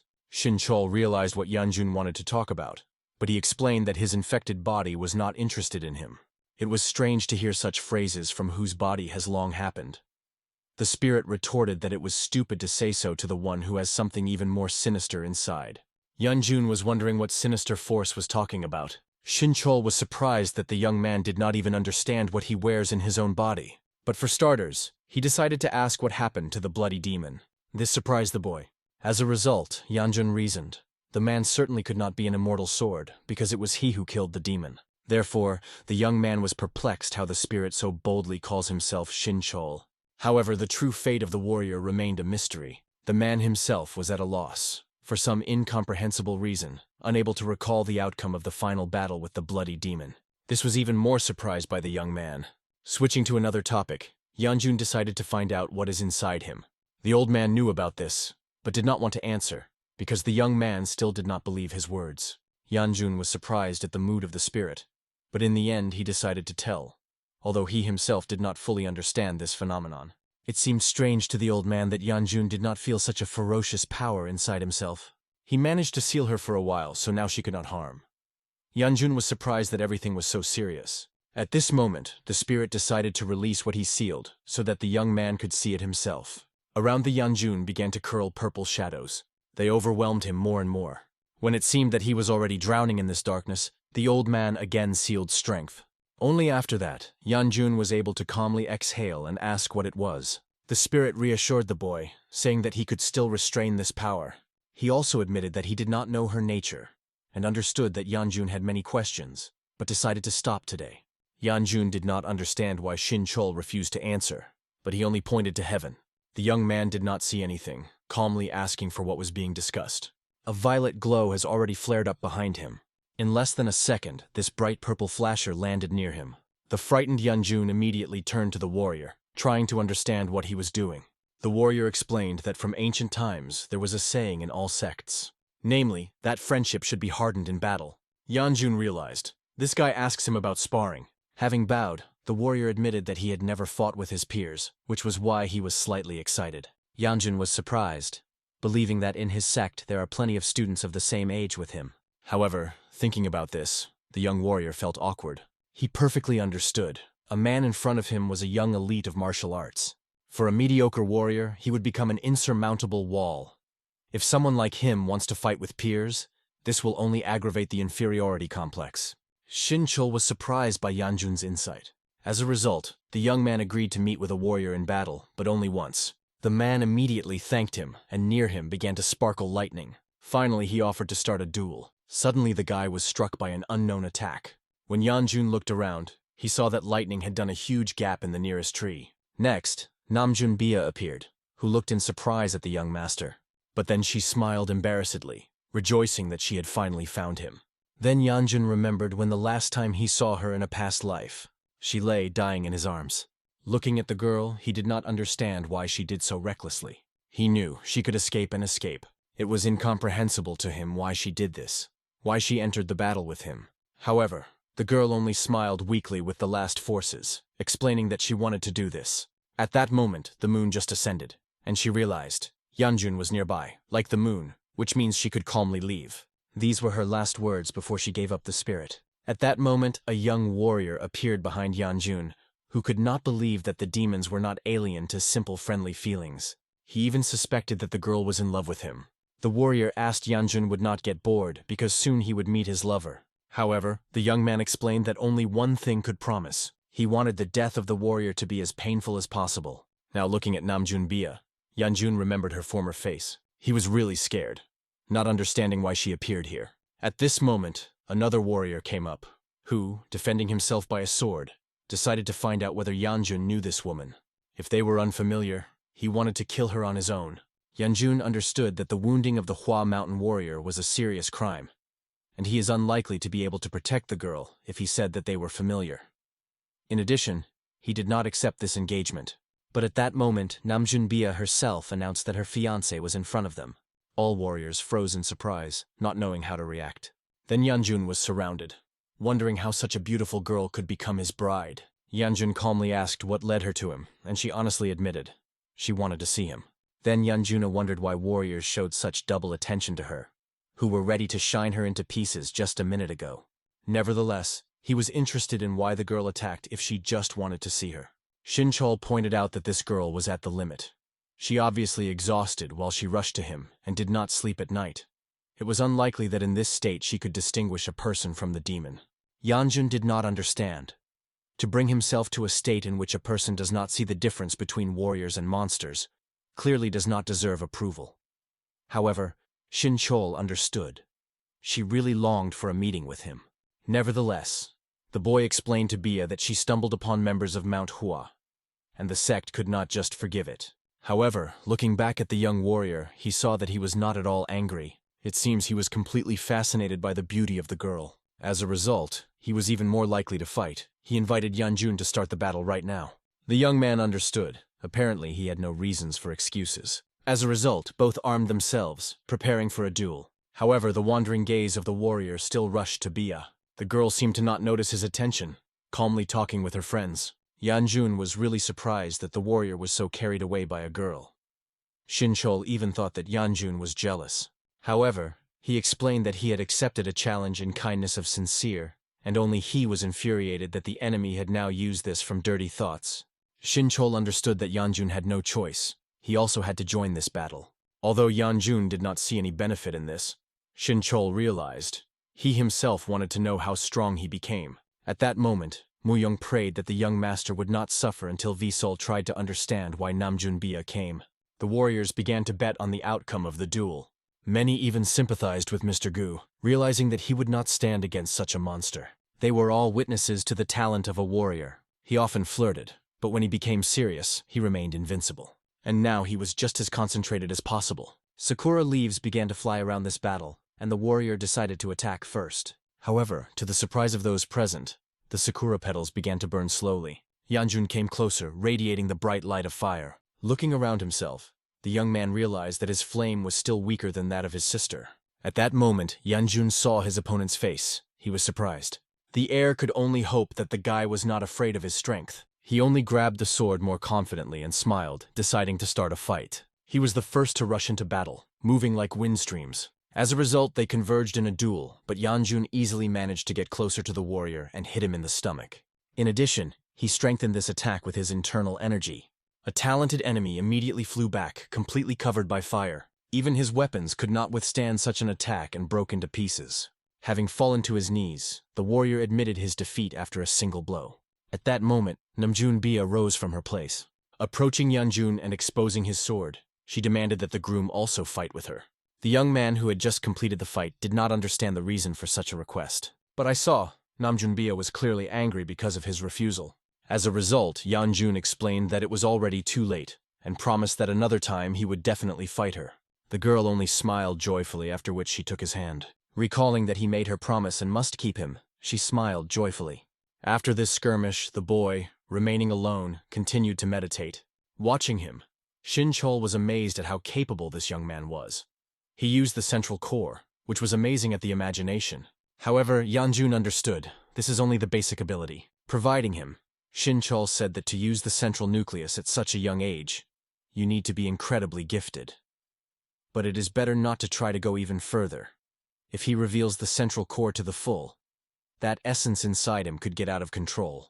As it turned out, she was interconnected with his inner energy. The more he involves it, the more unbridled it became. Shin-chol explained that in addition to radiation of flame or fists of fist, all can cause a loss of control. Yanjun was sad. This was clearly not enough. At that moment, the very warrior appeared, who was surprised at the victory of Yanjun, who was still dissatisfied with his strength. The young man did not understand why he had come.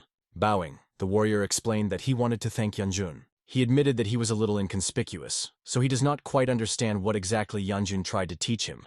But he felt he wanted to teach him an important lesson. Shin-chol was amazed that this guy, despite the unconditional defeat, did not fall into sadness, but rather carefully analyzed everything. Yanjun was surprised. While he was forced to spin like in a pan to release extra steam, the warrior came up with some kind of stupidity about one fight. Yanjun explained that he did not deliberately taught him a lesson, but was glad that he had taken something out of this battle. Then the warrior finally admitted that he was the most gifted among the peers. But having met Yanjun, he realized how great the world around was. He was sure that Yanjun in his training put so much effort that he could hardly imagine this. Therefore, leaning, he decided to once again thank this guy. But in his face, Yanjun saw only the features of the one whom he once killed. Now he could not help but hate himself with all his soul for that act. At this time, Vuil joyfully discussed with his grandfather how their young gentleman defeated the boy in flower clothes, while his sect's members were upset by defeat. However, Visol explained to her grandfather that they had a very big problem. The young master would marry. V-Moon seemed to be a joyful event, but at that moment, Visol screamed loudly into protest. She explained that she did not know what it was to marry, but she no longer liked it. She believed that only she could be near the master, and was sure that Yanjun had to ask her permission. However, grandfather decided to explain to his granddaughter what marriage means, and this upset her even more. After that, everyone gathered at dinner. However, Visol was restless. A recent conversation complicated a few more things for her, because of which she was more thoughtful than usual. Vi-moon, noticing this, decided that the granddaughter was feeling bad. However, she only calmly shook her head. Yanjun was wondering why the girl was picking in food and did not eat, as if she were unhealthy. He explained that if, due to her constant snacks, she was about to skip the basic meals, then it was necessary to return all the goodies immediately. At this moment, Namjun Bia, as if nothing had happened, chose treats for herself. However, as soon as she took a piece, Visol immediately took her food right from under the sticks. This has been repeated several times that managed to confuse the BIU. Yanjun got angry, trying to understand what was the matter. However, Vi-moon entered the conversation. He was unhappy, because he taught his granddaughter how to behave at the table correctly. At that moment, Visol finally lost her temper. She got to her feet, admitting that everyone had already managed to get her. Then she ran away, still holding a plate with a soup near her. Yanjun looked in surprise after her. He even thought that perhaps Namjun Bia told the girl something strange. However, this was not so. From that battle with Yongfeng Visol, it became unusual and very upset. But the most annoying was not even that. When morning came and Yanjun finally woke up, he met with Muyun, praising the guy for the fact that he worked hard on guard. They had to extend the parking for a few more days. Recently, Yanjun has slept more in the open air than in a cozy bed at home, because of which he could not sleep. Now, going to the stream, he wanted to swim a little. However, at that moment he was found by Yang Feng, who suggested Yanjun to practice together. Yanjun did not understand why he walked without clothes.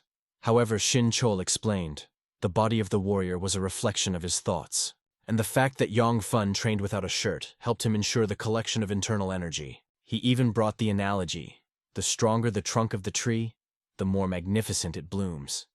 Shin Chol believed that Yanjun also would not hurt to engage in his body. However, the young man refused the training, explaining that he had more important things to do. The warrior was interested in what was so important for Yanjun for today, and the guy was surprised that he had forgotten about it so quickly. Finally, sitting in the carriage, they went on. By evening, they got to the walls of the city. Shin Chol from this place still felt unshakable grace, which even made him sneak. Finally, after some time, they arrived in the nearest house. Yanjun was surprised that the inhabitants of the mountains constantly have to climb upstairs manually, but for them, it was already familiar. The young man believed that the founder of the clan, who decided to establish a settlement on the top of the mountain, clearly did not think about it. Such thoughts came even Shin Chol. Returning an hour ago, when the carriage stopped, they were offered to spend the night below and continue the rise in the morning. They could already prepare a place for an overnight stay, but Yanjun understood. Given that they drove the Hua treasure, it was better for him to rise as soon as possible. However, looking at the faces of the soldiers, he realized that he could not abandon their hospitality. Then they decided to get up first to report that Mr. Gu would appear the next day. Yun Feng was left with Yanjun so that he could escort their guest. Yanjun did not understand why they did not want to take Yang Feng with them, because the mentors were looking forward to his return. For some reason, for an unknown reason, the face of Yang Feng has become much more sad. Now thinking about this, Yanjun suspected that perhaps Yang Feng did not really get along with the elders. Even Shin Chol was surprised by his reaction. After all, during his reign, everything was different. Finally, Visol with huge containers of dumplings appeared. She brought what Mr. asked. He immediately began to look around the treat, looking at them as the rejection of his whole life. Visol did not move far from the master, and also offered him a glass of water. She was very kind, so Yanjun wanted to know what was found on the girl. The maid, smiling embarrassedly, realized that she really did everything right. Yanjun himself wondered why Visol, who looked upset recently, was completely amused. For this reason, he stroked her head. At that moment, the girl was embarrassed, but did not argue. Yanjun praised her and asked her to always do that. The girl immediately promised that she would always try. At that moment, Namjun Bia, who handed Yanjun a small dumplings, was also nearby. However, Yanjun, looking at Visolu, was not sure whether he was worth it. At this moment, the maid was completely angry, so she ate dumplings herself, intended for Yanjun. All the time she looked at the Biu as if trying to show her hostility. But the girl did not understand this, instead only smiled sweetly. Looking at their exchanging, Yanjun wanted both of them to leave as soon as possible and let him eat calmly. Somewhere at that time, the head of a branch of criminals interrogated his spy. The man suspected that the spy was noticed, and this direct question was very scared by the man. Susing, he explained that it seems the sect Hua found out everything about their plans. The leader was clearly dissatisfied with how quickly they explored everything, but now he could not do anything.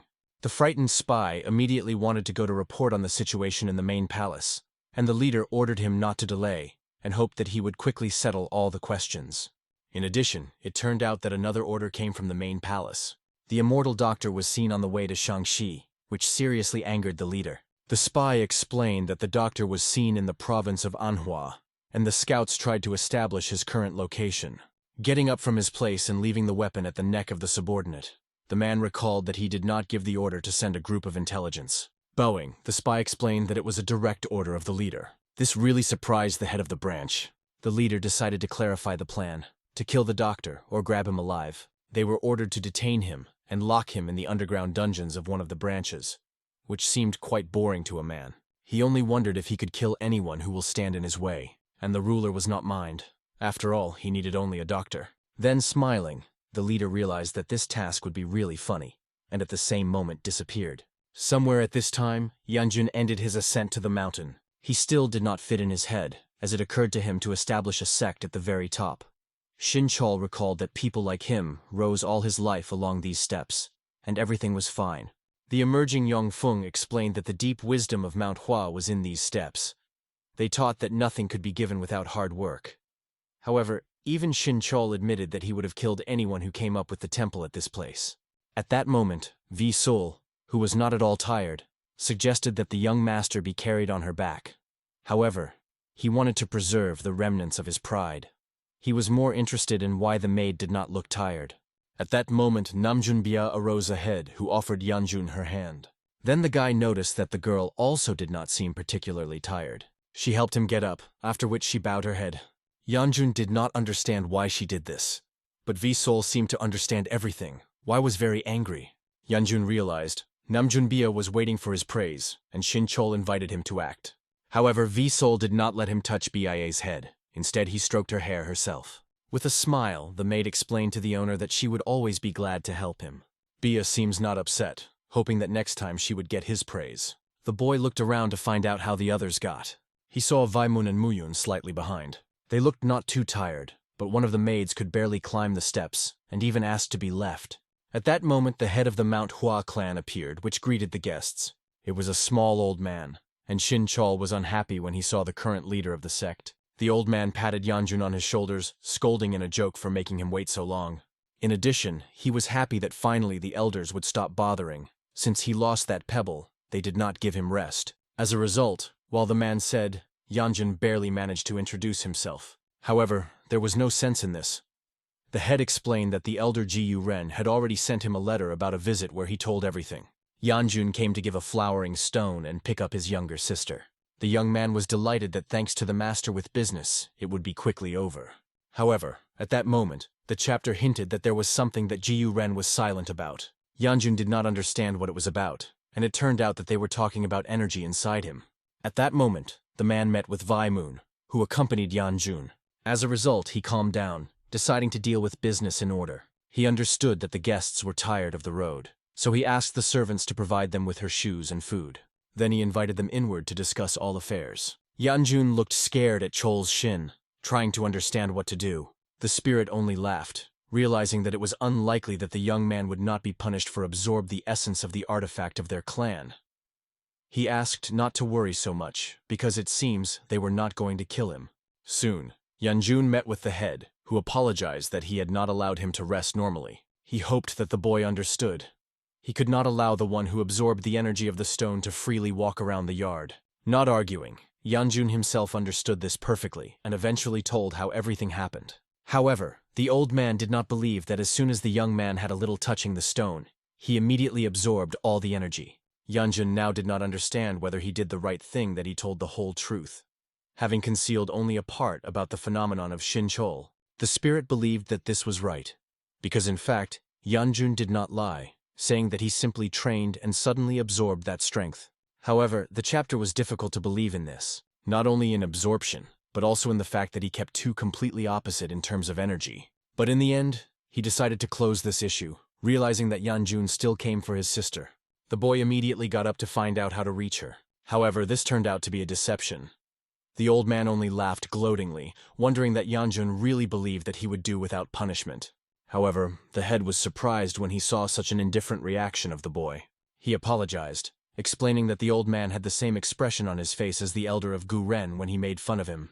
The old man seemed rudeness to compare them, but Yanjuna became obvious to their similarity, since this old man in a drunken fulf spoke the treasure of the clan. As a result, having finished with a joke, the man nevertheless decided to take the boy to his sister. At this time, an elderly woman was at a reception with doctors who stated that the flows of her blood mixed with chi streams. They did not even understand how she withstand the pain that her body was subjected to. However, she explained that the pain was not so strong. But the doctor understood. The woman lied, trying to seem stronger. She probably wanted to keep her face in front of her student Yonso. The girl herself excitedly watched the master. The doctor decided to find out how long all this lasted with her. As it turned out, it was already the 4th year of her illness. The man was interested in what happened to her. The woman only exhaled awkwardly, never admitting everything. At that moment, Yonso felt something strange. At that very moment, blood poured from the woman's lips. The doctor calmly offered her a scarf, and she began to wipe herself, thanking for the service. Then the doctor became obvious that a seal was imposed on her, but he realized that he would surely notice her when he measured her pulse, which was strange. The woman wanted to ask something, starting to turn to the divine healer, but he immediately interrupted her, ordering not to call him in this way. Apologizing, the woman wanted to know how long she had to live. After this question, Yonso's face blushed from the approached tears. The healer gave a forecast. At best, 2 months perhaps will live until the winter. From this awareness, the whole body of a woman shook. However, the woman only smiled. Looking at her, the divine doctor recalled her past. She was a magnificent warrior, the strongest of women. However, now she was not like the same. The doctor promised that he would do everything in his power, and asked Yonso to leave. The girl did not want to leave the master, but she understood that there was no choice, so she quickly left. At this time, Yanjun just made his way higher and higher in the steps, amazed that in the morning he was forced to climb the stairs for the second time. The chapter only laughed, reminding their philosophy. Nothing is given without hard work. As soon as Yanjun rose, he saw the opening door from where his older sister appeared. They both froze in amazement, and the girl seemed to not believe her eyes. At that moment, not noticing her stop, a guy walking behind him crashed right into her head. Yanjun did not immediately recognize him, trying to understand who it was. However, when he saw the young man, he was seriously angry. Yonso only restrainedly demanded that the guy look where he was going. However, at that moment, she felt the terrifying power of energy emanating from her brother. He moved closer, like a deadly disaster. Yanjun recalled his past when he returned from the next task. Then the Fanjukok strategist greeted him, rejoicing that Yanjun coped with the task intact and unharmed. However, he noticed Yanjun was too angry. He decided to find out that he was so upset. But soon I realized, perhaps he was saddened by the death of the girl BIA. After these words, Yanjun finally lost his temper. However, Fanjukok, smiling, explained that this was the will of their master. He was surprised that Yanjun was dissatisfied with this decision. In a second, Yanjun was a centimeter on the face of this guy, dusting with anger. He brought his hand to cut his face. However, the guy asked the master not to forget that the words of their leader were undeniable. At that moment, Yanjun forced himself to stop. At that time, the Heavenly Lord was already dead. The Supreme Sword lost his hand, so that he could not pose a threat to the Heavenly Demon. Their plan was literally perfect, but some more consequences remained. And Fanjukek understood. The master would definitely leave all these showdowns on Yanjun. However, at that moment he was already quite angry and regretted that he intervened in all this. Now Yanjun, having recognized this man, immediately grabbed him, starting to strangle him. His mind was completely blurred by the past. However, at some point, the chapter intervened, who forced Yanjun to retreat. Seeing that he did not control himself at all, he used one of the techniques, warning that it would be a little painful. Immediately after that, there was a loud explosion, alarming all people sitting in a building. The head, as if nothing had happened, greeted the doctor, rejoicing that he was in this place. Having demonstrated to him the unconscious Yanjun, he explained that he had brought him a new patient. Soon he told Yanjun that the divine healer, the greatest doctor of generations, capable of curing anything in front of him.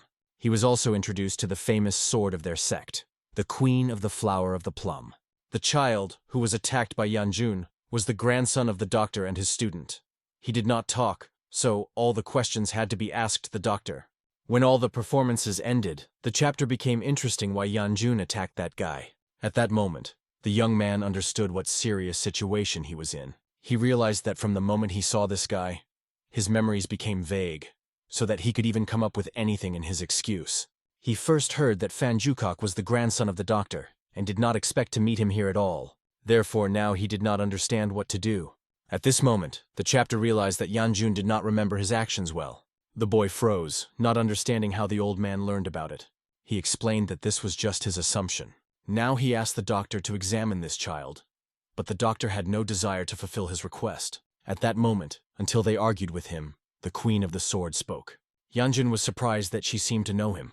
As it turned out, Yanjun's mother was her close friend, and the woman was glad that they were finally able to meet. In addition, she was amazed at how much Yanjun looked like her mother. He had his appearance like his father, but the aura was almost the same with his mother. She felt that he had a quiet, but at the same time a good heart.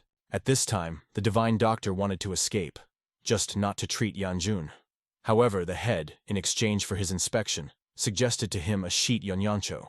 The divine doctor could not refuse, but warned that he would fulfill his request for the last time. As a result, after consent, he immediately began examining the body of Yanjun. There he discovered something strange, because of which his face was distorted from fright. He explained that this boy was definitely wrong. He could describe his condition as follows. Yanjun was a walking corpse. The young man clearly did not understand what the man wanted to say with this, but he explained. In his body he circulated more than one type of energy. It is surprising even that he could move. Yanjun himself understood that recently he had absorbed a lot of things, but did not suspect that this would cause problems. He thought that everything would be settled by itself, and suspected that he was killing the bloody force that Shinchol showed. However, the ghost explained that this was not at all. Yanjun got angry when he saw the spirit, because Shinchol disappeared for a long time. But he explained, when Yanjun lost himself and reassured him by the head of the sect, he simply disconnected from the connection with him. Now he heard the words of the doctor, and at that moment he was convinced of his guesses. It was because of this violet substance located in it that Yanjun was still alive. Simply put, an unfamiliar essence suppressed all the flows of energy in it, but it also could not be called safe. Now, turning to an immortal doctor, Yanjun decided to find out what he was doing with all this energy. The doctor explained that either the boy continues to live, hoping that everything will pass, or tries to get rid of her. But he warned his body could explode at any moment, which would not be surprising, and he could not help him. Speaking without embellishment, the current state of his body was such that energy could break it literally while eating or bathing. The head of the sect realized that everything was much worse than he expected. However, Yeonso did not understand why the brother was so calm when she learned that she could die. Yanjun understood that he was alive and there was no reason for concern, but Yeonso reminded, he could die at any time. Yanjun asked his sister not to worry, and it is better to prepare for returning home. However, the girl did not want to go, and Yanjun was not opposed. He only asked that, in her opinion, their father would answer if he said that he had not returned her home because she did not want to go. Surely he would have absolutely any way on her feelings. Looking at their conversation, the head patted Yanjun on the head and offered to relax alone, because this is his first day here, and he should be tired. After that, the head also said goodbye to the doctor, promising to go in, but he only got angry, threatening to escape if this happens.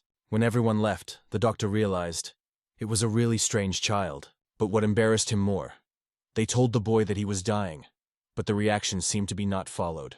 There was a feeling that life was completely inexpensive to him. At this time, Yanjun went to eat. However, Shinchol recalled, he could die even from a simple meal. It seemed to him that Yanjun decided to arrange a dying meal for himself, but he did not even think about it. Yanjun explained that he had committed many sins and considered it karma. This surprised Shinchol, because the young man was very young and was unlikely to make something so terrible. Returning to his room, Yanjun was surprised to find Bu, who was in his bed. She explained that she was going to sleep and all this time was waiting for her fiancé. However, Yanjun recalled that the head of the sect had prepared 2 different rooms for them and asked to go to his own. However, she explained that they were allocated only 1 room. This surprised him, but he guessed it was not strange, since the head of the sect was already a friend of the elder. Realizing that he could not do anything with this, he decided to leave Bia his room and go to bed to the bodyguard. However, Namjun Bia prevented him from leaving, taking his hand. She asked to go to bed, promising that they would simply hold hands, nothing more. At this moment, the shocked Yanjun rejected such a proposal. But soon he only laughed, explaining that it sounded too funny. For the first time, Namjun Bia was so happy. This was the first time Yanjun smiled at her. He did not even pay attention to her words, only wishing good night. However, Namjun Bia did not let his hand out. Instead, she held out her hand to her cheek, quietly explaining that she would like to sleep with him in bed. Somewhere at this time, Vi Moon arrived at the head, apologizing for the anxiety at such a late hour. However, the head was glad to see him. He had already managed to get bored. He knew that Vi Moon was looking for a divine doctor and was right. And now he was interested in what Vi Moon would do next, since he had already found a doctor. The man honestly admitted that he felt the head installed a huge barrier from internal energy in order to protect the doctor. The head noticed that Vi Moon did not even try to step over this barrier. He explained that out of politeness, he decided to ask permission. So he asked if he would allow him, the leader of the sect, to meet an immortal doctor. The chapter explained that now he had a patient, and even if they meet, a miracle that Vi Moon was waiting for may not happen. However, despite this, he hinted, if Vi Moon fulfills his request, the result may be completely different. Finally in the morning, Yanjun woke up on his half of the bed. He looked unfavored, because he did not even close his eye all night. Shin Chol was surprised that nothing happened between them at night. The guy only asked the old man to stop carrying nonsense, because he was already damaged. Nevertheless, the spirit recalled that they were sleeping together. But Yanjun objected. Namjun Bia was ready to force him to do this, and given her dangerous internal energy, he had no choice.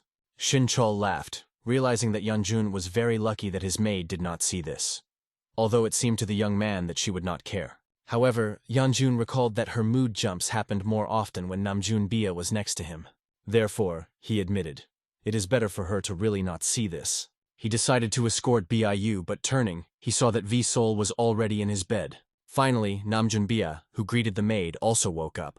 But the girl called her a selfish. She explained that she also wanted to fall asleep next to the master, to be near when he was sleeping. Namjun did not understand that she prevented her from doing exactly the same. Therefore, with a smile, she invited them to sleep together. At this moment, the bursting of Visol could not believe her happiness. She immediately fell on the bed and laughed joyfully, happy that she was able to join. And Yanjun realized what he did not have enough all this time. At that moment, Yongfeng came to the room to wake Yanjun. However, he froze in shock when he saw two women in the bed of a young master. Immediately closing the door, he only informed the guy that the leader of the sect was looking for him, and hastily left. The spirit asked the boy not to worry about this. After all, it was not customary to condemn this in the sect. Finally, Yanjun found himself at the head of the sect, to whom rumors had already reached that he had fun at dawn with two girls. The old man rejoiced at his stormy youth. Yanjun exhaled awkwardly and decided to find out what the chapter wanted from him. As it turned out, the man wanted to listen to his night adventures, and Yanjun was going to leave immediately. Then the man laughed and explained that he just wanted to ask if Yanjun of the Chambers remembered, to which the Queen of the Sword was resting, and in which the Queen of the Sword was resting. Then he took out a scroll and asked to pass it on to the Divine Doctor. But Yanjun did not understand why the chapter gives him this task. However, the head explained, most brothers are not aware of the Queen's illness, and Yanjun realized that the man simply did not want the rumors about her to spread. The old man explained, if he goes himself, the doctor will begin to be indignant again and can leave, and if he asks the students, then their secret may be at risk. Therefore, he could only ask the one who was in debt in front of him. Yanjun realized that he had no way out, so he went immediately. At this time, Yonso left her room, who decided to calmly walk along the streets. Soon she went and bought in one of the stores. Going home, she realized that she had already managed to buy everything that she was ordered, after which she began to return. On the way, she saw a small deer family. It was a kind family which she never had. Her memories of the family were terrible. A cruel father who always punished everyone in a row. She remembered how she found the scene while still a little, where the head of the sect was reported to Yanjun's mother, who was an insanely kind woman. Thinking about this, she decided that she would never return to such a house. Just a moment after that, she disappeared. The spies trying to find her did not understand how she could feel and disappear, but soon, approaching closer, they realized that the problem was that she passed through the barrier. It was a barrier of internal energy that they could not pass. Therefore, it became obvious to the spies, if such measures were taken, then a divine doctor was probably inside. The spy decided to leave and report everything, realizing that the district leaders will be able to take care of this. Soon Yonso saw her brother, who climbed the steps. She froze, not understanding what he was doing, and only awkwardly asked why Yanjun went there. However, he explained that he had been climbing the mountain obviously not of his own free will. He simply delivered one thing from the leader of the sect. Yonso, passing by, invited him to rise faster, not understanding why he hung in one place. However, the brother explained that he was simply not able to do this, and did not understand how Yonso could climb faster than him. At this moment, the girl remembered the diagnosis made by the divine doctor. Handing through her hand, she offered to give the scroll to her. She could take it and pass it herself. At that moment, Yanjun understood. Obviously, Yonso worried about him. However, she got angry, explaining that she had nothing of the kind to him. Surprisingly how nervous the sister became, Yanjun went on, rising forward. Looking at him, Yonso remembered the problems with his body. I ignored his words. She decided to find out about the grandson of the divine doctor. Did he do something strange? Yonso convinced him that everything was in order, and he immediately left. Shinchol, who appeared, decided to find out from Yanjun what was bad in that person and where such hostility came from. In fact, the young man only said that he himself did not know about it. Shinchol was surprised that Yanjun was completely uninteresting. But the reason was that his body disturbed him more, and the rest at the moment could wait. Soon, Yanjun delivered a letter to the divine doctor. After reading the message, he looked insanely dissatisfied, as it turned out by the fact that the boy was at death, and the head ordered him to deliver a worthless letter. Yanjun himself did not understand what kind of evil the head caused the divine doctor that he hated him so much. The man understood that Yanjun had not at all easily running through petty requests. However, this was the order of the chapter that he could not ignore. In addition, smiling, Yanjun explained that he felt normally, nothing was bothering him. But the man did not understand why the young man was not at all afraid of death. After this question, Yanjun fell silent without giving an answer. Then the old man asked to forget about it, believing that he should not ask. After which he suggested that he leave. Rising right there, Yanjun went away under his sister's gaze. Looking at all this, she understood that her brother was a real idiot, if she does not value herself so much. Soon, Yanjun met with the head to report on the delivered message. He explained that the doctor cursed without stopping while he read the letter.